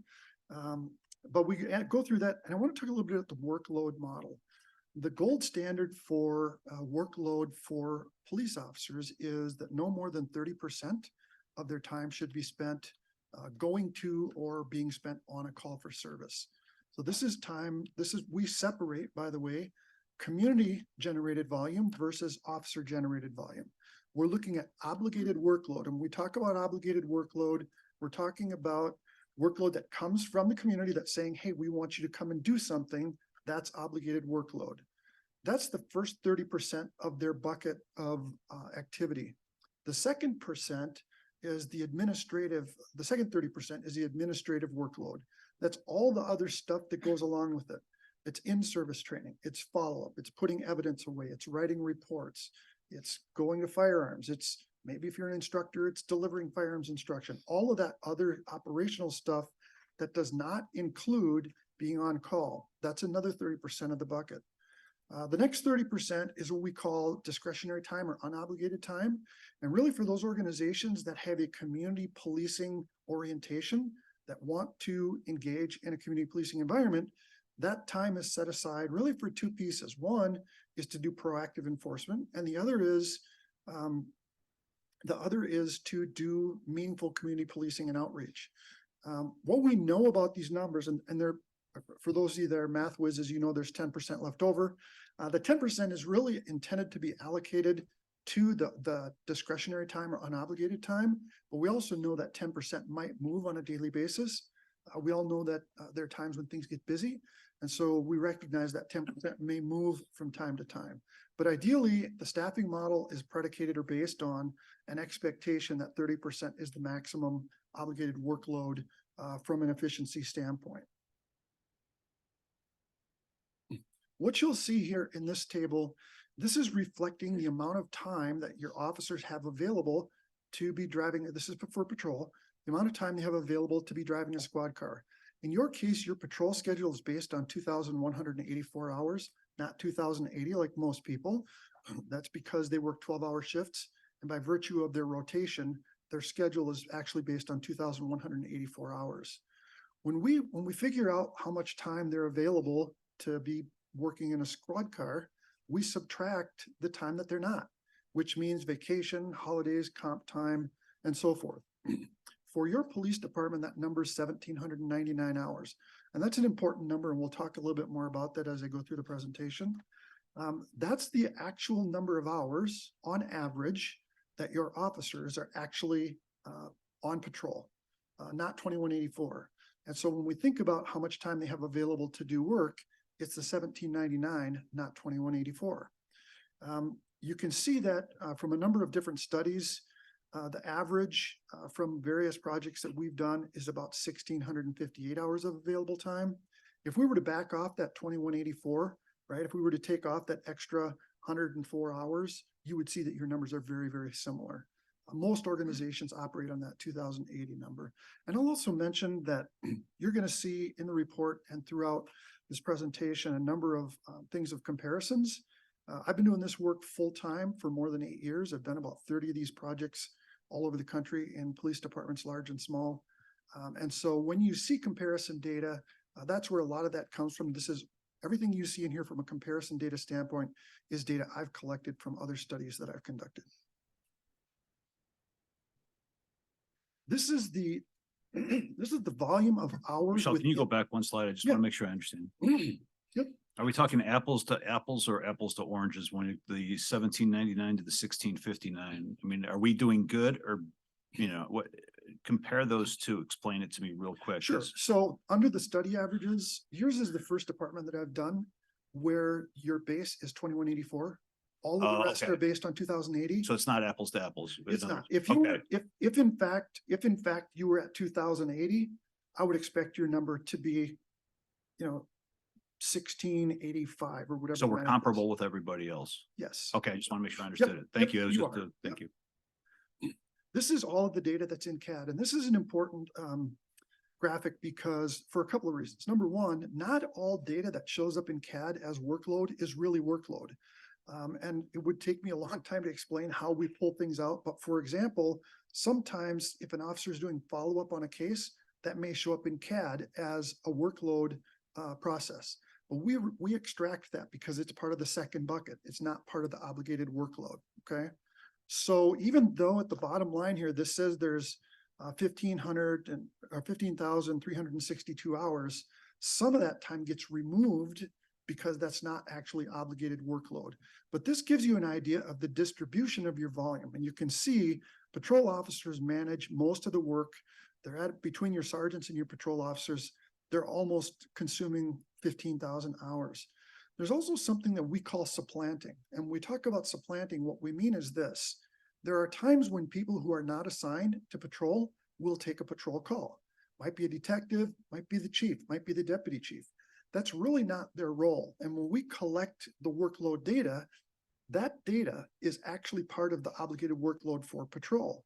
There are times when organizations are short-staffed and those personnel will pick up the slack, but that's really workload that should be underneath that umbrella of the obligated workload for the patrol.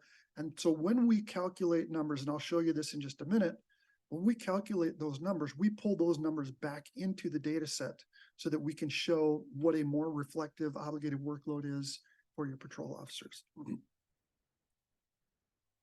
This is an example of your distribution between officer initiated volume and community volume, and officer volume, community initiated and officer volume. You have approximately 56% community initiated and about 44% officer initiated. That's actually a really good balance.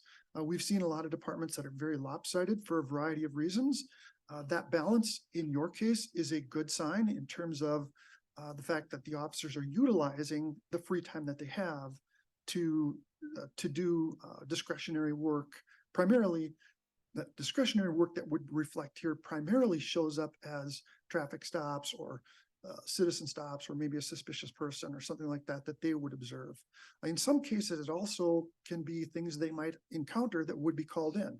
For example, they may come across a motor vehicle crash before anyone's called it in, and that would show up as officer initiated volume. But this is a good mix. It's a good balance. And that's a good, to see that is a positive sign. This is the percentage of officer initiated activity by hour. And you can see that your volume, this is, if you take a look at the work that they're doing, what percentage of their work during any hour is officer initiated versus community initiated volume. You can see that your officers, they're the blue bar in this table, by the way. The green bar is the average from other studies that we've looked at. What this shows is that your department has a higher average of officer initiated activity as a percentage of their total activity. Again, that's a good sign. And I'll show you another table, another chart in just a minute on this, but it's illustrative of the officers being active and out there doing the things that they should be doing. It suggests a certain amount of availability, but it also suggests a certain amount of dedication because those numbers are reflected in the work that they're doing. Michelle, if I may. You're saying that we're being very proactive when we're doing a lot of things when it's community or officer generated. In your report, is it, you may be getting there, are there officer initiated items that may not be required of a sworn officer that could be done with others? Is there vacation checks, let's say? We're gonna get to that. You're gonna There's get to that, there's a okay. big chunk on essential call for service evaluation, or what we call It looks like we're doing great. I just don't know how many are for sworn Well, duties versus non-sworn. keep in mind, these are officer initiated activities, so there are some of those things, but there's also community initiated volume that could be managed by other personnel, and that's where the CSOs come in, and we'll talk about that as well. This is showing your most frequent activity by volume. So in this case, by activity, and I will tell you that whenever we have a CAD data set, there's usually around 200 or so different call types. We categorize them based on anything that's criminal, for which someone could be charged, including ordinances. Then we have service, which is everything that you might think of that's service-oriented, motor vehicle crashes, and traffic.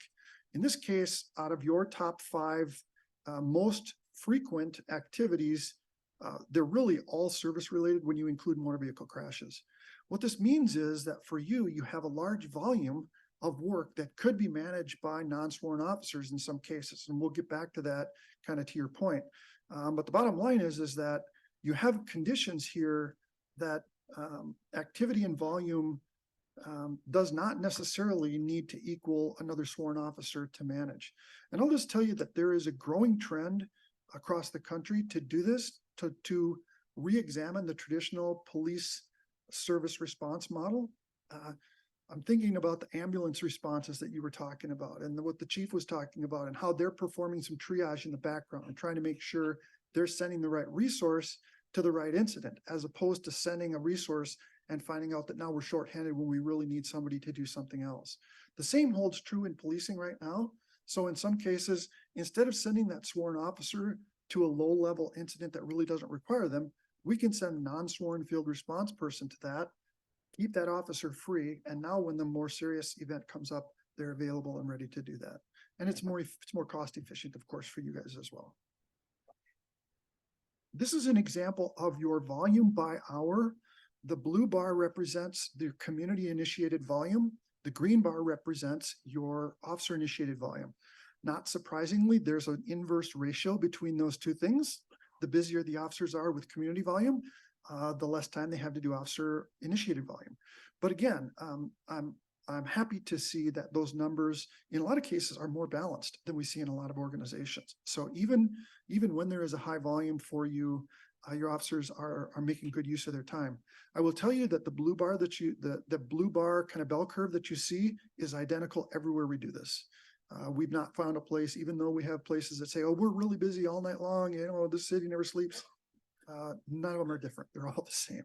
So it is very, very predictable. And I'll show you actually on the next slide why this is important. If you look here, you can see that there's kind of 3 sections that are sectioned off: the light green, and then the purple and the orange. The most important piece of this puzzle is the purple, and that is the swath of time in your day that runs from about 11 in the morning until about 9 p.m. at night. That's this same bar chart, this one, but just in a different way. This is more than 60% of your total volume. I will tell you that, again, I've done probably 30 of these studies. This is the highest percentage, the highest compressed percentage we've seen in any community. And it's, most likely, there's a lot of factors that could contribute to this, but this is when all your motor vehicle traffic is occurring, right? It's you have a lot of traffic, you have a lot of congestion. This is when all your retail establishments are open and so forth. And so you have kind of a perfect storm where you have a large portion of folks, a large portion of volume during that time. And this is particularly relevant because as we talk about the way your personnel are scheduled, we're going to talk more about this, but oftentimes when we schedule people, we schedule them flat and it looks like this, but you have a peak that goes like this. And so we need to make sure we schedule our people in a way that's aligned with the way your peaks are. I'll also mention, if you look off to the right, you'll see that it's broken down in 8-hour increments. You have about 16.4% of your volume overnight. That's extremely common. Generally, that number runs between about 16 to 18% across the country. But again, keep in mind, we can't just staff 16% of our people at night. At night is when the more dangerous calls occur. It's when calls occur that require more resources. We also have to keep our community safe and have enough distribution of personnel so that we are able to respond. So even though that number might jump off the page to some, we still have to staff in a manner that provides adequate support to the community. This is a really important graphic. And what this shows is the actual amount, the actual volume of leave that your patrol staff are taking month to month. The blue bar represents annual leave. The green bar represents sick leave. The reason that the blue bar is so important is that when we make a schedule, we make the schedule flat. And we don't account for the fact that we're going to have dips, we're going to have peaks and valleys. When we have a valley, and in the police world, when we have a valley, oftentimes we have more personnel working than we need. When we have a peak, we oftentimes have less personnel working than we need, or we have to bring personnel in on overtime, which is an added expense. This chart, maybe more than most of the other things in this report, helps understand why it makes it complicated to staff for a police agency, particularly due to the nature of how police schedules are structured. Your police department uses what most police departments use, which is called a balanced schedule. We take 2,184 hours and we put them all the way across the year for each person. And as you can see by this chart, that just doesn't work, right? Some days we're going to have more people than we need. Other days we're going to have less people than we need. And there is a way to balance that, which is a longer conversation. But one of the things that we do recommend in the process is looking at your patrol schedule and considering different alternatives and ways that you can improve that. By the way, I forgot to mention, I'm going to violate almost every PowerPoint rule there is with all the data on these slides, so I apologize for that. But this is an important graphic because it helps us understand your workload volume in CAD. And I want to walk through this real quickly. It starts out with about 9,300 hours of primary call for service volume, another 5,300 hours of backup volume. And then we add in, as I mentioned before, sometimes we see officers that they come upon things, whether they're criminal things or motor vehicle crashes, we add those hours back in. We also add back in the supplanting hours that I talked about. That's that volume that really shouldn't be attributed. It needs to be attributed to patrol. You currently have 30 officers authorized for patrol. And when we do the math, you're sitting at about 28.77 obligated workload. Remember, I said 30% is the target. So by this chart, you're actually -1. In other words, you really would only need 29 people to staff the workload. I'm going to show you why this doesn't work exactly. This is a straight data comparison, and it presumes that all the volume is spread equally across the day, which it's not, which I've shown you in the other charts. And that's why even though this shows that you're basically balanced on the number of personnel you have, that doesn't tell the whole, it's not the full tale of the tape. And I'll show you a little bit more about that in a minute. Can I go back, Michelle, if you're going to talk about workload over the day, how many years are you comparing? This is 1 year. We're only looking at 1 year of CAD data. I will tell you that I've done multiple CAD year analysis. We just don't see a variation. We've even looked at CAD variations. We've even looked at CAD data across COVID, and we haven't seen substantial variations. That's not to say that they couldn't occur, and certainly some conditions can happen, especially if a community, like for example, I did a project for Cobb County several years ago, right before they built the new Brave Stadium, right? Well, that's going to look very different the next year after that stadium opens, right? So those kind of factors can significantly impact the numbers. But I will tell you that on our experiences, that we don't see broad variations in looking at this data. Okay. This is showing you your volume. First of all, the figure shows the volume, where your volume's occurring. And you can see that this is your police zone 30 is where the bulk of your volume's occurring. And I think we probably all can guess where zone 30 is, right? Interestingly, it doesn't have the highest amount of population, right? Well, it does have the highest, but it's a multiplied value. So there's a disproportionate volume that occurs in that area as opposed to other areas within your community. And what this helps us understand is where to put personnel. Just like the fire chief was talking about, where they have apparatus and where they need to be staged, the same holds true for your volume. So not only do we have the bell curve that we were talking about, also the peak and valley leave patterns, but we also have geographical patterns. And again, for your community, during your peak volume, that's when it's the hardest to get around in this community, right? Which adds an entire new layer to the challenge. The table below to the right, again, just shows, it shows the percentage of workload, and it also shows population and density. And I want to just take a minute to talk a little bit about, yeah, sorry. I just was thinking, when you're talking about differences in zones, did you look at all about just the configuration of the zones themselves and whether those should be adjusted in any way? We did not do a beat analysis. Okay. That's kind of a different layer. Okay. And that involves geoplotting data and some other things. So we did not do that. This is, I was going to mention before we go any further, a lot of times we hear organizations talk about per 1,000 ratios. So-and-so city has 1.6 officers per 1,000. This agency has 2.2 officers per 1,000. Put a red circle and a big X across that. That's a horrible metric to look at, because each community is different. The demographic of each community is different. And what you really want to look at is, what is your workload? No matter how many people are here, whether it's 20,000 people or 200,000 people, how much workload do those people generate? Communities that have a median age of 55 are going to generate a very different workload than a community whose median age is 35, right? For example, if you have a community that has a very high poverty line, a lot of people living below the poverty line, that's a very different kind of community that's going to generate different workloads.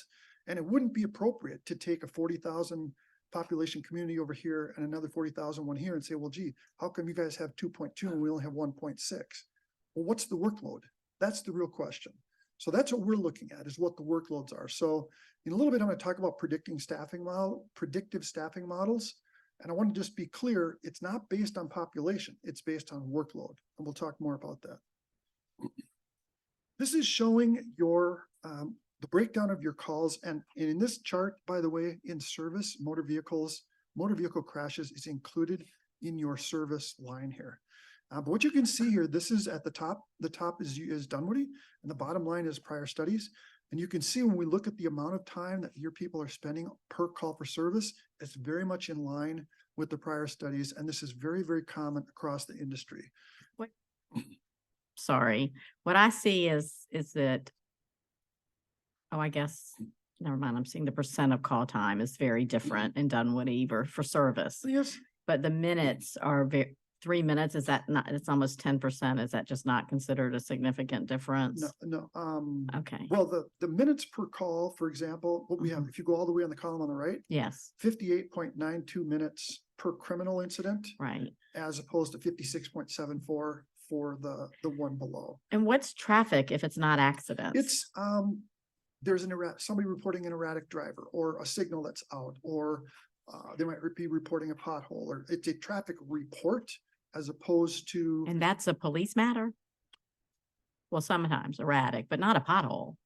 Maybe not a pothole, it just kind of depends. Okay. Something in the road, a hazard, Okay, somebody dropped a load of wood in the roadway, typically that would generate a police call. okay. But at any rate, the amount of time that you have on your calls is relatively consistent with prior studies and certainly within range of what we would expect. This is how we calculate the number of officers that you need really to staff your organization. And this is if you remember that other one where I said you were -1, this is kind of a expansion of that. And I want to start by looking at the little top table that says a shift relief factor calculation. And I want to just walk through that real quickly. Your officers work a 12-hour shift. If we take 12 and we multiply it times 365, that's 4,380 hours. So that means one 12-hour shift every day of the year is 4,380 hours. We divide that by the available time your officers have, which is 1799. And that tells us that it takes 2.58 personnel to staff one 12-hour shift 365 days a year, okay? Then the next question is, well, how many shifts does it take to manage the volume? And what is the number of officers that are required?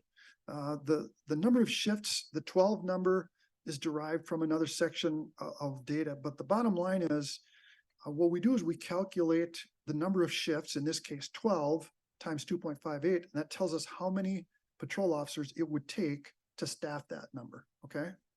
Again, that's fine, except that's also assuming equal distribution across the day, right? And that doesn't always work that way. If you look at the table below that, here's what you see. If you look, you'll see that there's times from 0600 or 6 in the morning to 10 a.m., 10 to 22, and 22 to 06. When we look at those numbers and we break down the volume, again, this is where that 60% comes in the middle of the day. It takes 3 officers in the morning hours, 7 officers in the middle of the day, and 3 officers in the evening. In other words, that's 13 shifts a day times 2.58 shift relief factor, which is 33.54 officers. So what we know, what this data is telling us is that if you maximized the distribution of your personnel across where the peaks of your service are, if you maximize your patrol schedule, it would take you 34 officers effectively to manage that volume efficiently, consistently across the hours of the day, okay? This is an example of their call for service line, which is the green line, showing when your calls are coming in, and the light blue line at the bottom is the minimum staffing number that you all have, and the mauve line is an estimated actual staffing value, and the darker blue line is what you would expect your peak staffing to look like. Bottom line is what you can see. There's a couple of things. One, there's no adjustment within the schedule to manage the peak in the volume, right? In other words, we don't see anything within your work schedule that adds additional personnel during the peak call for service volumes. So that, again, that's an area for improvement. The other thing is that obviously the number of staffing across your shifts isn't where you'd like it to be either. And part of that has to do with, there are some reasons for that. One of them is you've been short. You've had some attrition, as mentioned before. That plays into it. But certainly the other piece is that whole leave pattern that I was showing you lends itself to that as well. When people take time off, it interferes with consistent, persistent staffing across the day and across the calendar. One of the things that we looked at is we looked at your predicted growth for the community. And And it's important to understand that, as I mentioned before, not all communities are created equally. And also, not all volume is created equally. We know from prior data that single-family homes and multifamily homes generate a different volume of calls. Multifamily, there's data that suggests that though a multifamily unit will generate 3 times the same amount of call as a single-family unit. And so one of the things that we looked at, we talked with the city about and said, what's your growth looking like? What is this going to involve? And we heard about some of the projects that you've already mentioned tonight. That volume, we can use that volume to help us predict what's going to happen with staffing demands and staffing needs going forward.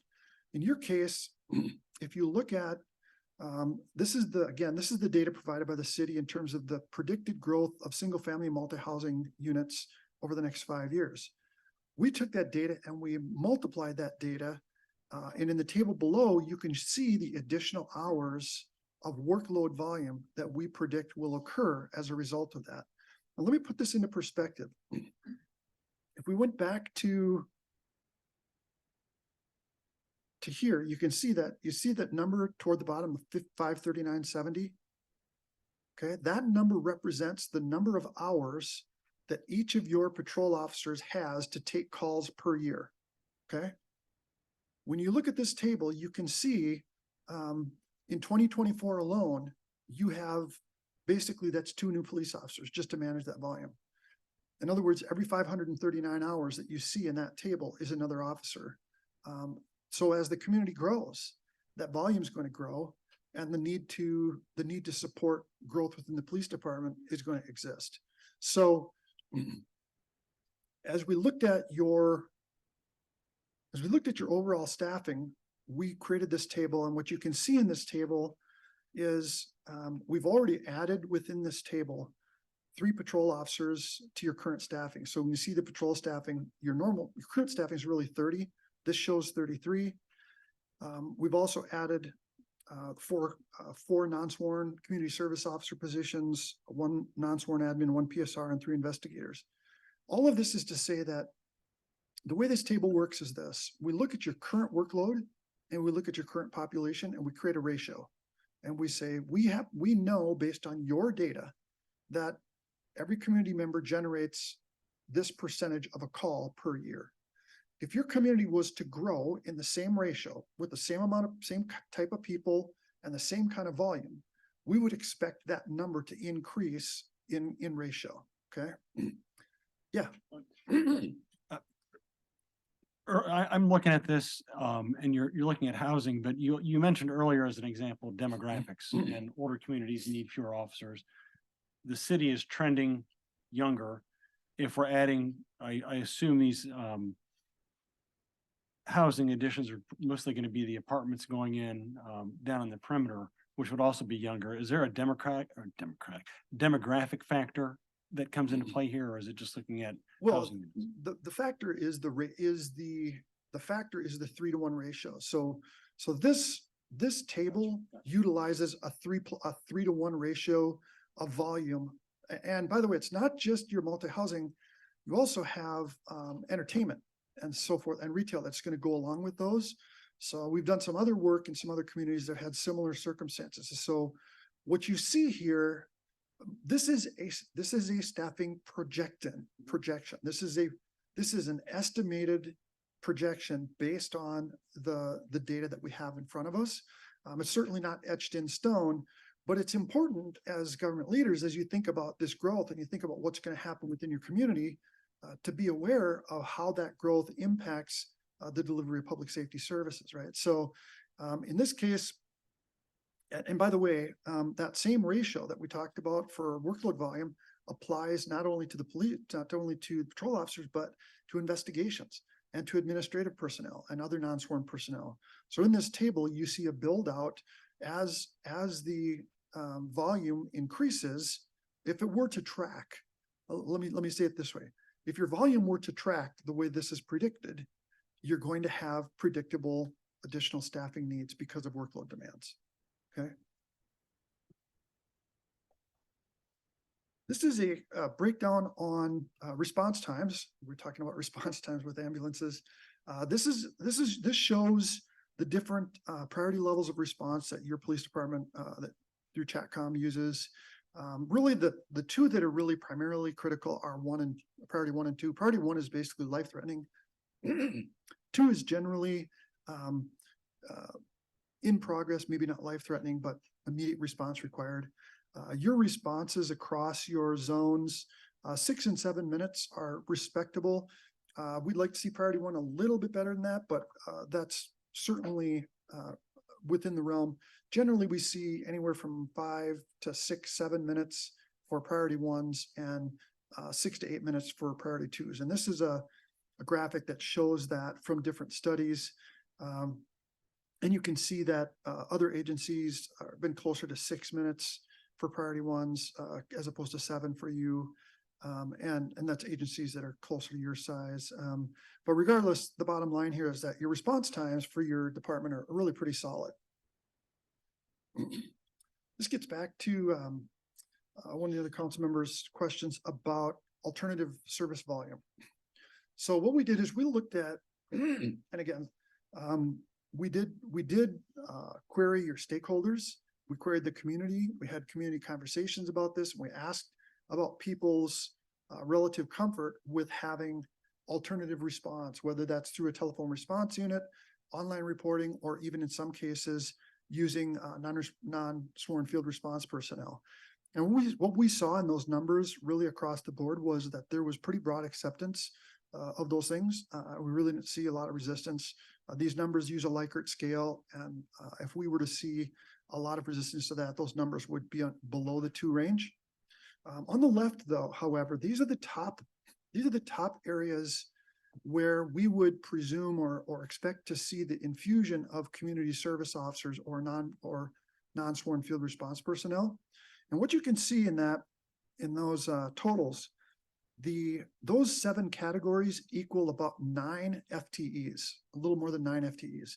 In other words, if you could divert all of that volume to non-sworn field response personnel, you could save 9 police officer positions. Now, that's not practical because for a variety of reasons, time of day, some of these would still need to go to officers, but as we get into our recommendations, we are recommending the addition of 4 community service officer positions, which will absolutely provide you with an opportunity to provide a more cost-effective mechanism to address some of this volume that doesn't require police officer response.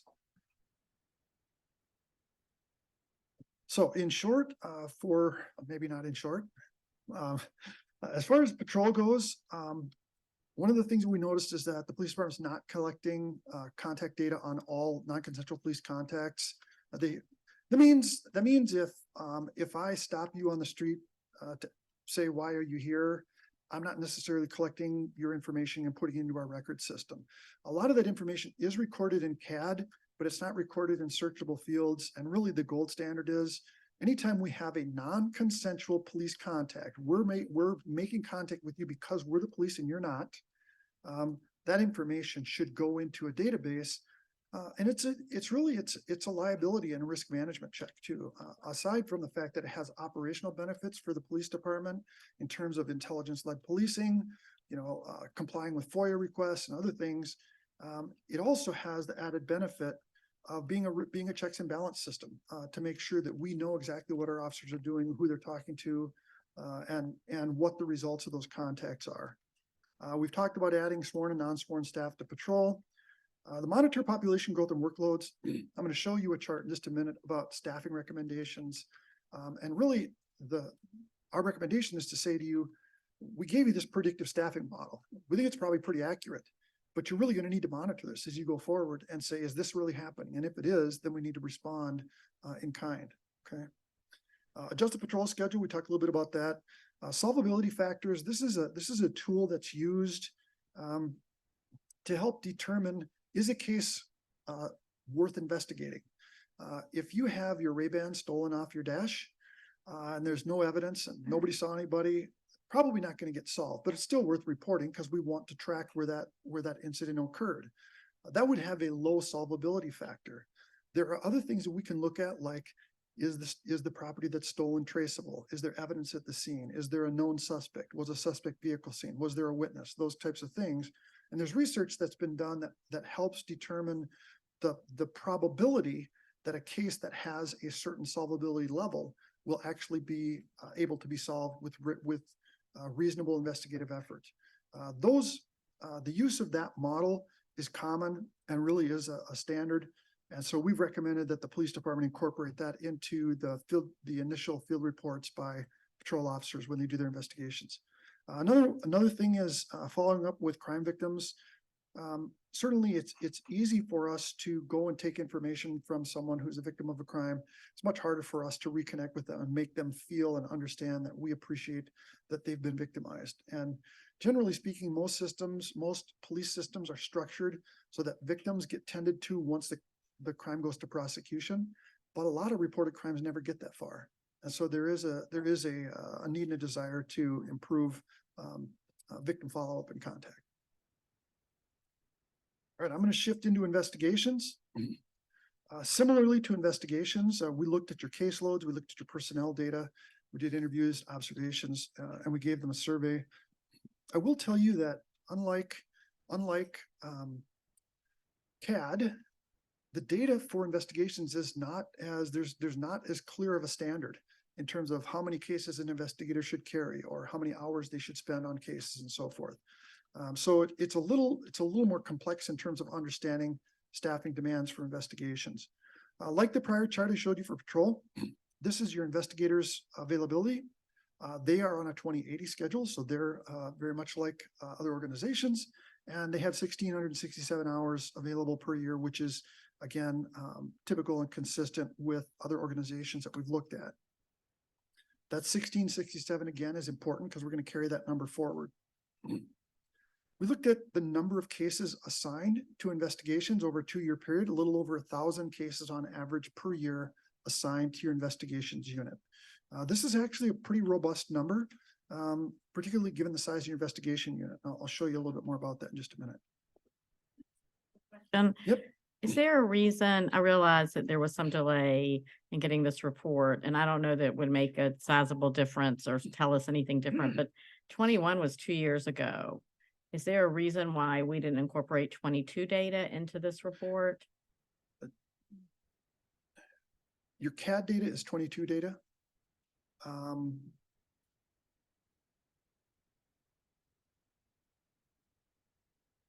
Your CAD data is 22 data. Like, do we have the same number? Go back one slide if you can. Like, do we have the same number of investigators in 21 and 22 as we did in 23? Yeah, so you talk about work. Yeah, so the numbers that we reflect in this report are point in time. So at the time that we collected that data from the police department, there's certainly been ebb and flow and people have, there's been attrition and there's been vacancies and so forth. But by and large, we've used the most recent data that we had available. In some cases, we didn't have data for certain periods. But again, the primary amount of the data is 22 data.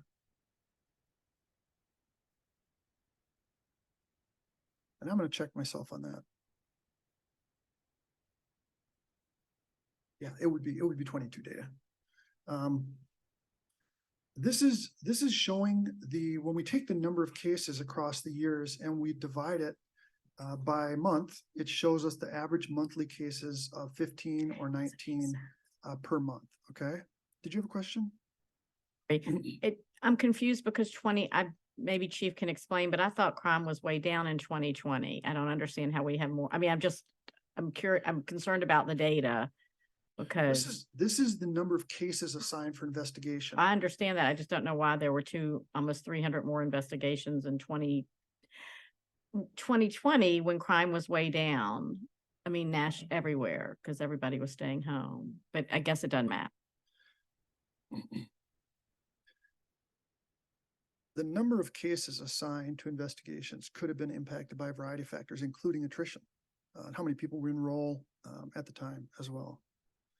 At any rate, in this case, we see that there's, again, 15 to 19 cases between 20 and 21. And I'll also add here, again, there are really no standards, quote unquote, for investigations. However, we know this, for most investigations units, 12 to 15 cases a month is a manageable number. However, the more severe the cases are, the lower that number goes. So if you're doing homicide investigations, oftentimes 5 or 6 might be the maximum someone can manage. If you're doing complex forensic accounting cases or electronic fraud cases, those take a lot more resources and a lot more time. So there's a lot of complexity to understanding how many cases an investigator can handle. But generally, as a rule of thumb, somewhere between 12 to 15 is a common number for general investigators.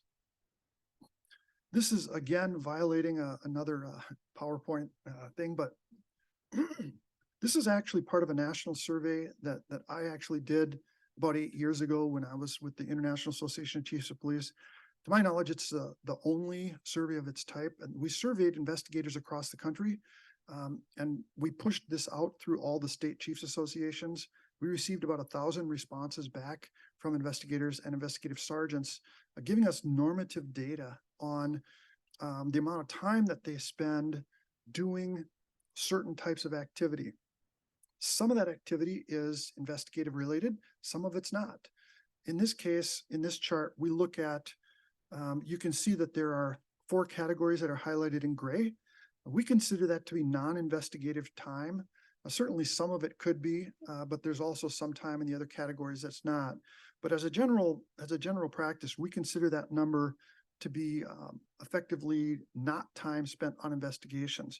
In your case, those 4 categories combined to be about 23% of the investigator's time. And like patrol, that's 23% of 667, not 23% of 2080, right? But Michelle, you also said that 30% of an officer's work is really on investigations. Everything else, there's the 30.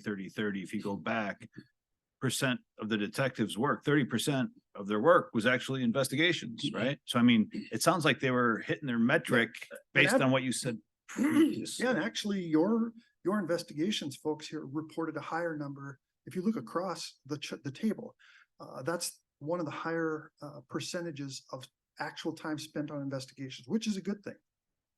Right, just based on what you said before, 30% is a good metric, and it looks like they're hitting it, I Well, guess. just keep in mind, 30% for patrol is one metric.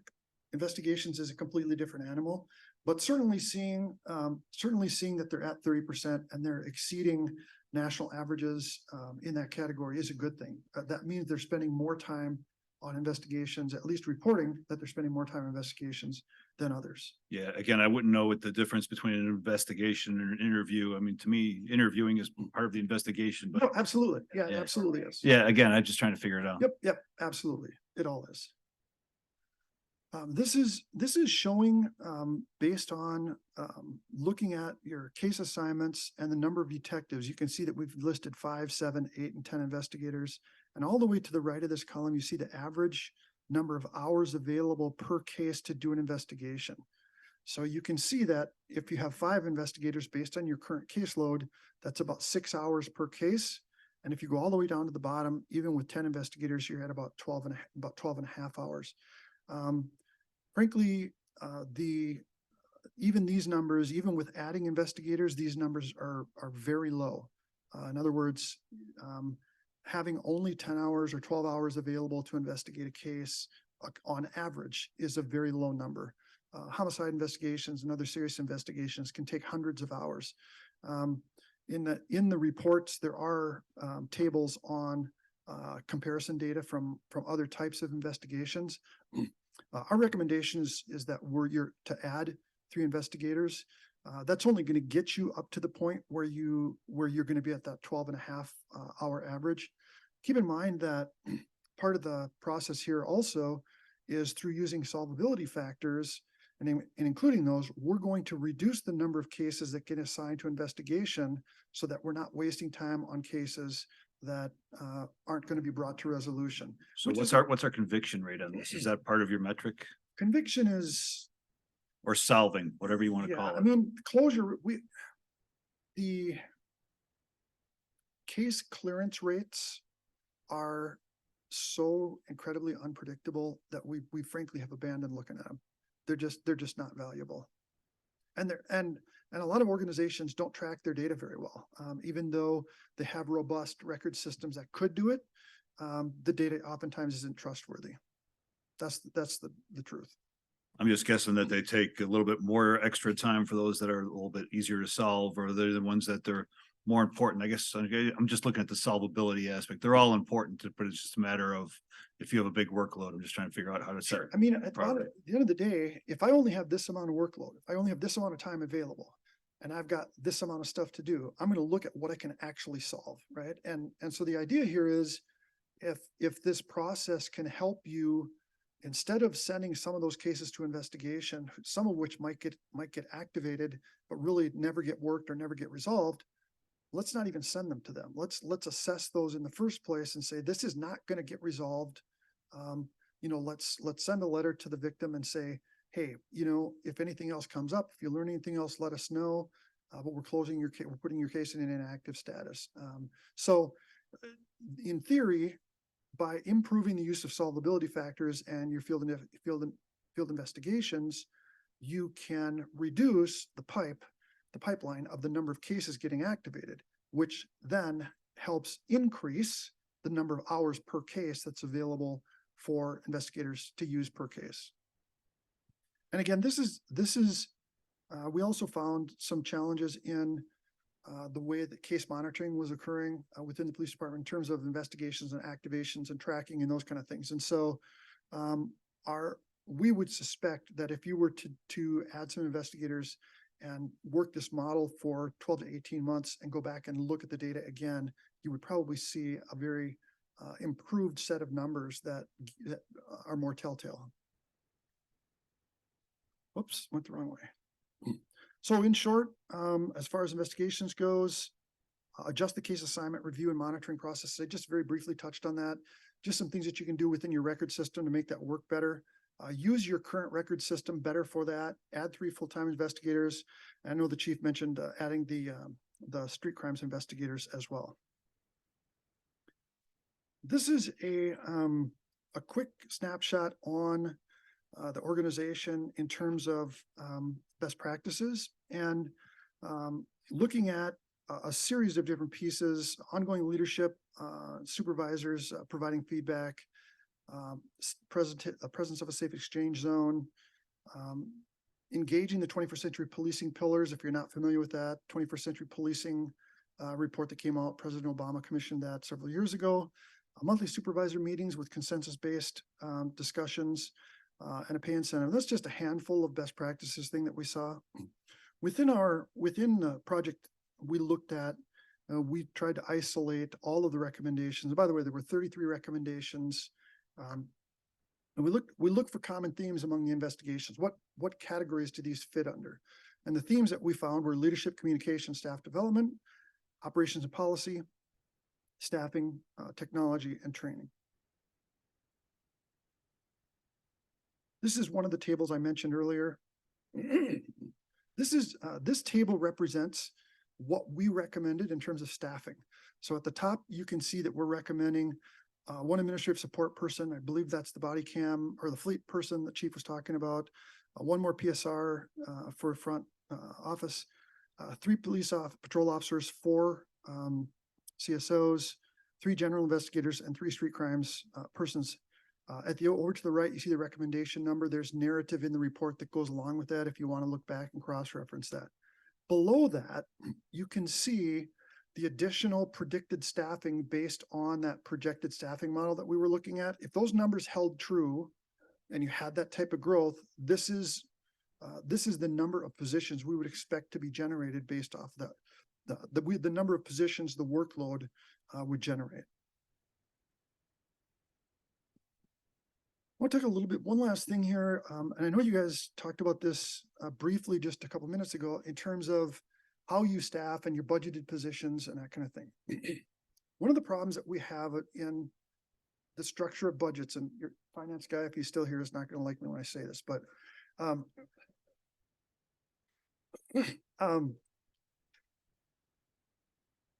we just went through this process, and if our process was accurate, and I hope it was, we've said you need 73 officers to optimally, efficiently operate your police department, provide public safety services for your community. If that's true, then anything less than that number becomes less efficient, less optimal. The problem is most departments say, okay, well, we need 73. Let's hire 73. But we have an annual attrition rate. And so we never, ever get to 73. We're at 68 or 65 or 64. And a lot of organizations use the term overhire. We're going to authorize an overhire. So, yep, you're authorized for 73. We're going to let you overhire those 2 positions that Eric was talking about. We kind of reject that terminology and that philosophy. Those aren't overhires. We need to hire at 78 to consistently staff 73. Okay. Now, if your attrition rate changes, and you can monitor this on an annual basis, if your attrition rate changes, you can certainly reduce that number. But when we talk about the 73, this is how you get optimized staffing, optimized distribution of patrol personnel, optimized investigations, optimized time to patrol school zones and make sure little kids aren't going to get run over, right? When we start to drop below those numbers, we have to make deployment decisions that oftentimes work against those community desires and standards and what we would like to see from public safety personnel. So we routinely recommend that organizations, once you conclude what your operational, efficient, minimal staffing number should be, you should set your authorized hiring level at that plus your predictable attrition rates. The good news about that is, based on attrition rates, you don't have to budget 78 positions, because even though I understand you're using a very conservative budgeted process, the reality is if you were hiring at 78, you're probably never going to pay for more than about 76 or maybe 77 or 75 or 76. If that makes sense, because of attrition and how the in and out timing works for folks. Lastly, I guess I got one more. Some general recommendations: strategic approach to communication and leadership. We see some really good signs on that. Some things that could be improved as well. Personnel development, retention, recruiting, and hiring. We've heard some good things, and we've heard some progression, which is really great, even since we started the project. We talk about revising the report processing review system. There's a way to make that more efficient at the patrol level. Using more collaborative co-production policing model. We didn't really talk a whole lot about that, but it's more about engaging the community in key decisions that affect them regarding public safety, and then utilizing intelligence-led policing strategies. And lastly, this is some more specific recommendations: moving to a full-time CSO program, improving the use of alternative response methods. We talked about that. Making sure you fill the operational minimums, adding the investigation personnel, and then developing new protocols for case referral categorization and monitoring for investigations. And before we wrap up and just take any questions that you have, I just want to add one more thing. As I said, I've done a lot of these. I have done at least 25 of these, plus a whole bunch of other technical assistance projects around the country, places like Salt Lake and Sarasota and Memphis and Alexandria, Virginia and Norfolk and a whole bunch of others. This police department, first of all, this is the lowest number of recommendations that we've generated in the study of a police department when we've done a full operational study like this. Number two, this police department, based on my team and our cross conversations, this is the most well-functioning police department we've observed and studied. And, we looked at this and we asked ourselves, why is that the case?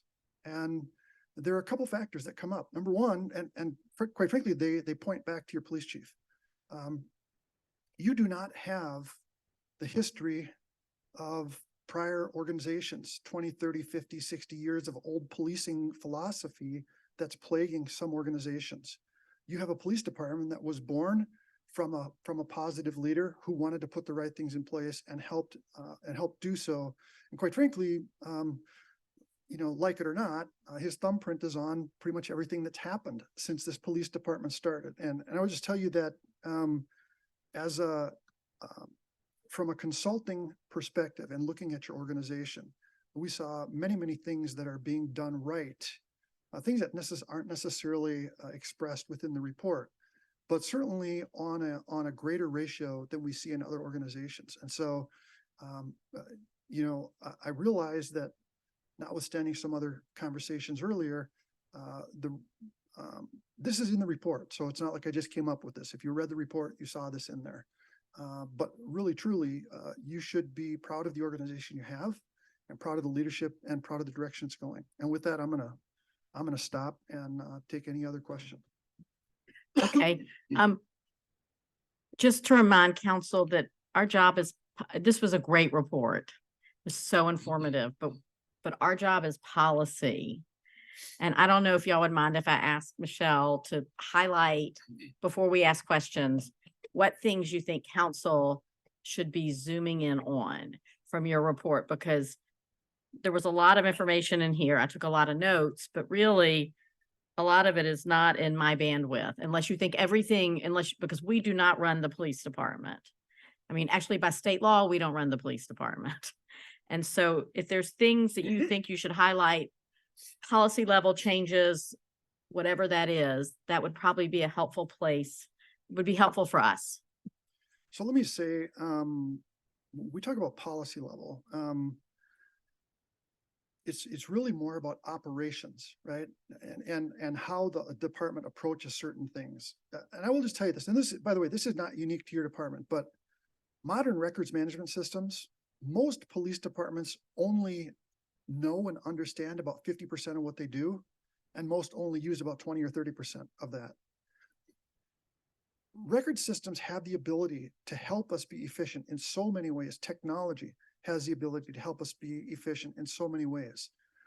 Having strong, robust technology available and having good business processes that help us be efficient is a really, really key factor to the whole equation. Technology is expensive, but the good news is generally once we buy it, we get a recurring ROI, especially if we buy the right system. One of the things that we tell organizations all the time is understand what your business processes are and acquire technology. Let your business processes drive your technology, not the other way around. And we see too many organizations that want to buy the fresh new widget, and they get it and they try to wrap some process around it, and it becomes an ineffective tool. Understand what your business processes are. And we looked at that. And we looked at how do police reports cycle through? How are case decisions made on case activations? How do we determine which cases to investigate and which ones not to investigate? Those kind of things, which are policy but operational, those are things that, that the chief, those are in the report and the chief has to reconcile. I will tell you that there are many different recommendations in here that provide you wide latitude for how to approach them, and that's on purpose. There are many different ways to achieve a lot of these objectives. And so our goal is to help illuminate for you where we see potential gaps, and then to step back and let the chief come up with a plan to say, here's how we're going to approach this. I will say this, from a policy standpoint, considering the use of non-sworn field response personnel, the alternative response, and increasing and directing the use of alternative response is a big deal. It's a game changer, and it's an industry game changer. This is not unique to Dunwoody. This is happening all over the country. We're doing this work regularly all over the country. So it's a new way of doing things. It's interesting. We were talking to the deputy chief earlier, and just talking about now the officers are being asked to be phlebotomists, right? They need to be able to do the blood draws for DUIs because they can't get anyone else to do it. A lot of police organizations have police officers doing all kinds of things that we never really conceived, but because they were the 24/7, the best 24/7 resource available, they ended up with the work. And so taking that alternative response posture and trying to help understand what can we divert. And by the way, keep in mind, when we talk about non-sworn field response personnel, generally we can hire those personnel at about 60% of the rate. Also, they're a great feeder program. We can look at we can give people a trial run. give them a chance to get acclimated to the organization, see if they're going to be a good police officer in the future. There's lots and lots of reasons why. So, Madam Mayor, to your point, I mean, those are the kind of the key things. And of course, you know, just being mindful of your workloads and making sure that you within the appropriate fiscal allowances, making sure that you take steps to ensure appropriate staffing going forward. Questions? I know there are probably a lot. Go ahead, Joe. Michelle, did you talk about co-production policing at all tonight? I left at the very beginning of your presentation. Did you bring that up? I talked about it for like 20 minutes. You were gone. Do you mind? No, actually, I'll tell you what. Do you mind hitting that for a minute? Yeah, absolutely. Within the 21st century policing study that Obama commissioned, there's a little brief mention in there about co-production, and it effectively says this, that police departments should be working with the community to co-produce public safety as opposed to doing things to or for the community. In other words, it's about working collaboratively and in concert with the community, as opposed to the typical nature of the way policing has worked. And let me just say that there's an evolution, and I'm happy to talk about this more, but when community policing really became in vogue, they said, go out and talk to the community, get involved, and ask their opinion. And a lot of times what happened is the police went out and did that, and then it went back to the police department and did what they wanted anyway. The best analogy I give to people is this. All of you have probably been in industry.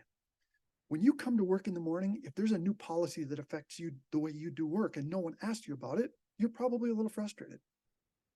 We do this to the community a lot.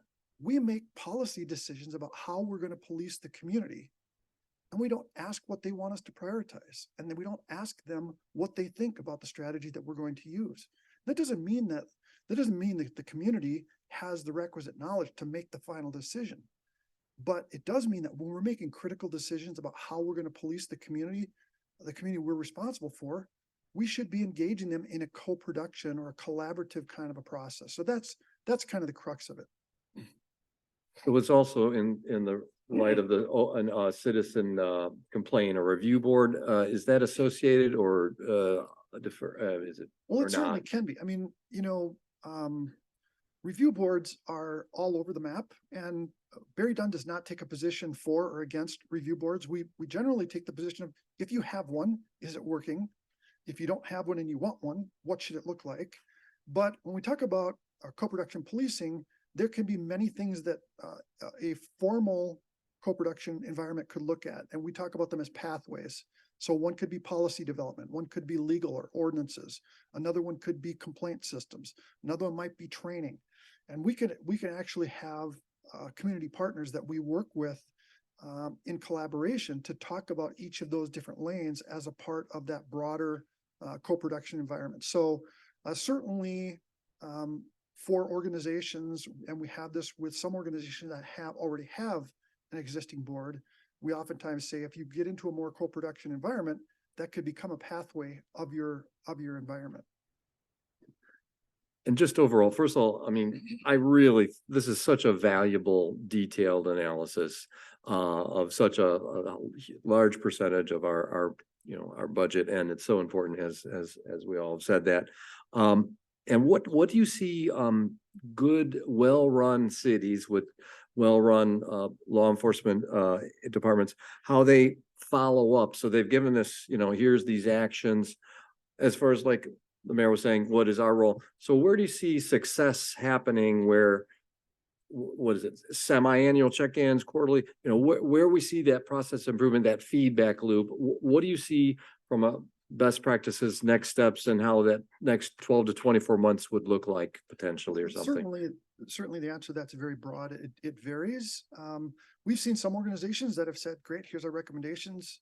We're going to start implementing these things.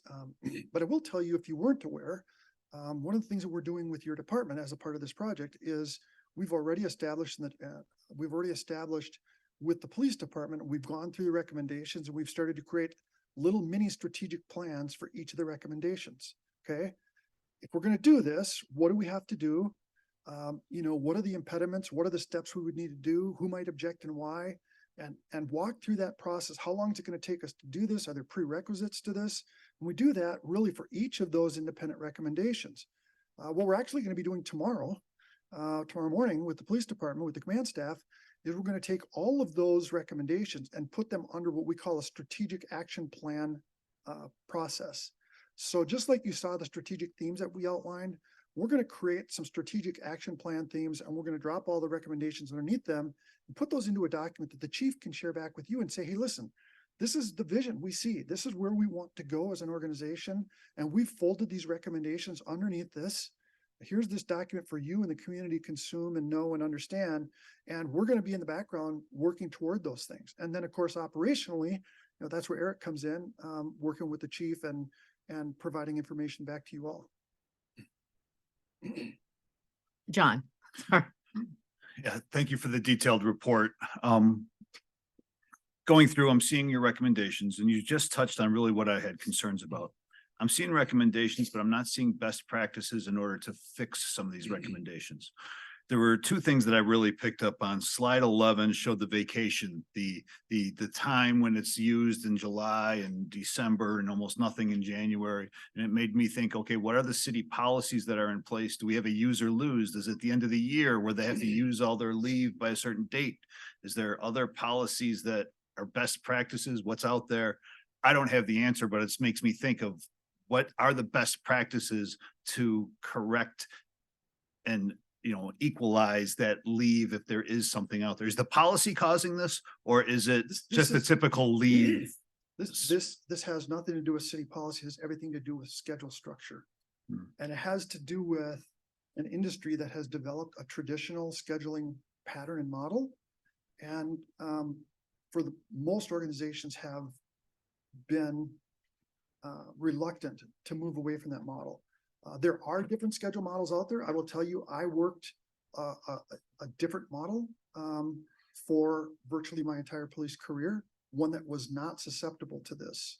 And so there are possible solutions to that. And I know we've had some of those conversations with the chief. Well, it sounds like you're having those conversations. Those bullet points are not in your report. There's no best practices that show me and show the community how to equalize this. If you look at in the SDI document, the company document, if you look at, there is a table in there on schedule assessment. Okay. And that schedule assessment has about 15 or 16 best practices parameters and how your police department rated itself on each of those categories. Okay. So there are absolutely some best practices in there. The other thing I picked up on was the data aspect, the police initiated stops where we're not collecting enough data.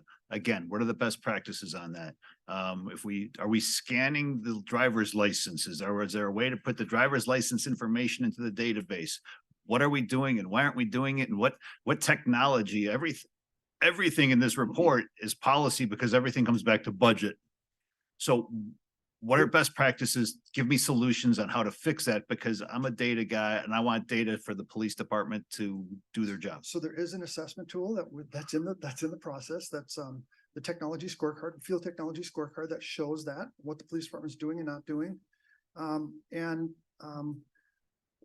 That there's also we also provided you with a OARM document, which is also just kind of a supplemental reference document that has additional information about different types of schedules, has information about co-production policing, also has information on records management and field technology solutions that organizations should look at, among a number of different things. Okay. Well, again, I'm looking forward to the next steps, and I'm sure Chief will at some point will be coming to us and giving us a breakdown with these recommendations and an action plan. I guess there's going to be some next steps. I'm looking forward to hearing it. Thank you. Anybody? Stacy? I'm going to kind of go back to something Lynn said, that, we're kind of the policy driven, and, we approved this contract on July 25th, 2022. We very much wanted it before our budget process began this summer. And so I will just say, I'm very disappointed that it's 4 months late. That was a deliverable. We needed it because there was recommendations that we wanted to put in the budget and we couldn't do it. So just want to get that out there and make that public. I can appreciate that. Kind of as somebody who actually read all 400 pages and scanned through, a suggestion. There's a lot of acronyms in this report, and you did a table with all the acronyms. It would have been helpful, would have been like page 2 instead of page 399. Because I was like, oh, well, there they are. So future reference, but at the beginning, that would have been helpful to me to reading through it, just so I probably would have printed it out and had it beside me as I was reading through the report. Another thing that I was disappointed in, like as it was late, like you had a summary page and like page 300 of the steps that the police department had been taking, especially in terms of recruitment and whatever. I would have liked to see that incorporated because I found a lot of the report was very generic. Well, they did this kind of like to what John was saying. Okay, well, we know that they do this, but what is the best practice? What are your suggestions? I wanted to see more of that versus like, we know what the command structure is. It's on every piece of paper that we see about the police department. I wanted to know what changes, you know, the best practice is. Like, I was kind of disappointed in the scheduling thing. You said, well, it's kind of hard. You guys do the 6 a.m. to 6 p.m. You know, you might want to do this, but it's hard to do that. Well, we know it's hard, but what are the suggestions? What are other tools to do it? And now you're saying, well, it's here and here and here. I mean, there was a whole section on the patrol officer and the scheduling. If those could have been married together, I would have been a lot easier to read through. Overall, like I learned a lot about policing and scheduling. And I mean, we know we had a good department. I would have liked to seen it 4 months ago. Right down here. No. Tom, you have anything? I have go ahead. Yeah, and most of what I wanted to address is or talk about has already been addressed. I think the important thing for us is what are the next steps and how it gets implemented. And obviously that'll be working very closely with Eric and the chief and the deputy chief to figure out an effective way to implement these. Obviously, funding is a huge part of a lot of these. If my quick math is correct, it's about a 20% increase in staff. So for our officers, and that's not just salaries and benefits, that's equipment and all of that. That's a significant amount of money. It's not something that's going to happen in 1 year.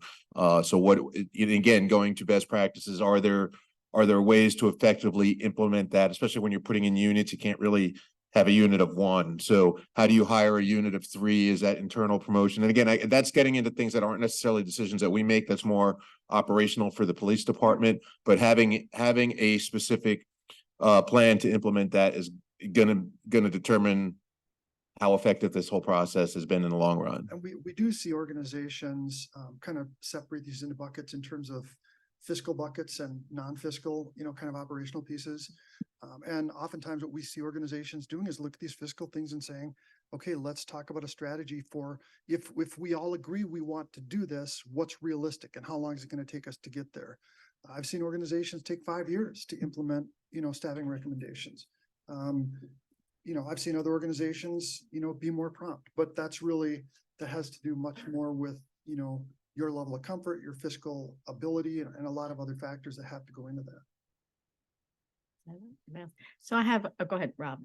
I'm just going to piggyback on Tom's comment that, you know, the one comment I jotted down as I was seeing this is that, you know, to me, for our role, I think what would be useful, I'm talking, I think, to the chief and to Eric here, is kind of an immediate 1 year needs and then a 5-year kind of plan, both in terms of personnel and in terms of capital needs, because we can use different budget buckets for those. And so that, though, to me, those sets of numbers are the most important things coming up once we kind of figure out what those are, so we can start to work on that. So I really, really appreciate the work and some of the recommendations. I think we are desperate for alternative ways for people to report that their passport was lost or their wallet was lost. And our officers have been asking us, there are municipalities or police departments where you come in and you can log it in on a computer, or you don't even have to come in. And to me, I'm here a lot. And the number of times I see an officer coming in to meet someone to file a report for something that doesn't rise, in my opinion, we're not going to ever investigate it, right? I mean, they've lost their wallet. They think they need a police report, because their credit card says whatever, whatever, whatever. And so to me, like, what I'd like to make sure that we leave this process with Eric is low hanging fruit. We have SPOS technology and equipment we can use SPOS dollars for, and we have access to that revenue pretty quickly. And I think it's really important that we can knock out some of this stuff that makes, I think, an appreciable difference based on what members of our police department have said to me, that would make a difference in their day to day, that somebody doesn't have to come in off this whatever to take the report. But not only that, sometimes people can't find someone, you know, they call or they come and there's not one any available. And then it's kind of a black eye on us for something like a lost pair of sunglasses or a lost wallet. It would be so much better if we could find the best practice for that niche of police work, which I think you've covered in here pretty good. And the surveys show that our community would be okay with that. So low hanging fruit. I am in nearly constant contact with mayors across the country. That's a result of COVID. And the other night on a group chat call thing, the subject was brought up about recruiting and retention. And no, there are departments that are down a third of their department. And there are departments our size that have a much larger base, but they're still down 40, you know, the city, and you said not population. So, but it was a city of a similar size. And the mayor said, we probably have too many officers, but we're down 40.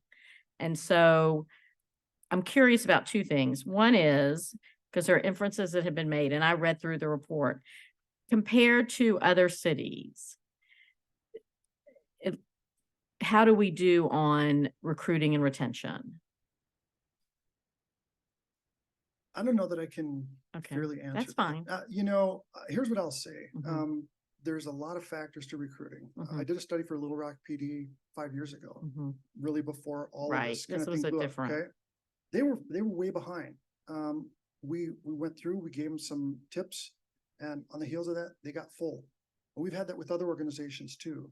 One of the challenges that we've seen is a lot of police departments use what I call the Field of Dreams recruiting method. That's the, if you post it, they will come. Mhm. And that's how we used to do it. We used to post a position, 300 people would show up for it. That's just not the case anymore. So we see organizations using more modern recruiting practices, and we see that bearing fruit. There's also, the gorilla in the room is that the national narrative really made it difficult. And I really feel like we're on the backside of that in terms of the public perception of people going into the business. There was a period where it was kind of just not okay. Right. I think though, we also are facing a national labor shortage that nobody sure. likes to talk about. And because of the area we're in, like in this low hanging fruit, if there are strategies we need to adopt, I think we are already doing the modern recruiting, just from what I can observe. You know, we have neighbors all around us that have police departments, but I've seen where cities are struggling to be competitive, and their officers that are leaving have lots of options. And so I'll be interested to hear that. Let's see what else. I think that's it. I know Eric will bring us the policy recommendations as quickly as possible, and much of which will be in the form of budget. And I think that's it. Thank you very much for your time, and we look forward to seeing the fruits of this work. Thanks. And we appreciate mostly your positive feedback. It's despite what some may say, it was based on your assessment. It was a very positive report with things that are fixable, as opposed to some places where I'm guessing it's a much harder lift. So thank you. Thank you. All right. Oh my God. Well, public comment? No, okay. City manager comments. Mayor, we will need an executive session briefly for legal. Okay. Council comments. Anybody? John, go ahead. I was just notified a little bit ago. I'm not sure if anybody else saw this, that I Miss Bev saw. Wingate just passed away today. Yeah. Miss Bev Wingate, Yeah. she helped found the city, Dunwoody, yes. Miss Bev Wingate was a lovely lady that was tough as nails, who produced a whirlwind of energy and loving care about the issues in which she cared about. Luckily, our community was blessed with her dedication and leadership on a number of issues, including the creation of the city of Dunwoody. She will be missed. She will be missed. Tomorrow's Halloween. Everyone drive really carefully. And we are so sorry for Bev's family and the community. All right, I need a motion to adjourn to executive session. Somebody needs a second, because y'all know how to do this. Joe, Do we have to specify that? the oh, motion- for legal, so move for legal. Moved by John, seconded by Joe. All in favor, say aye. Aye. We will be back.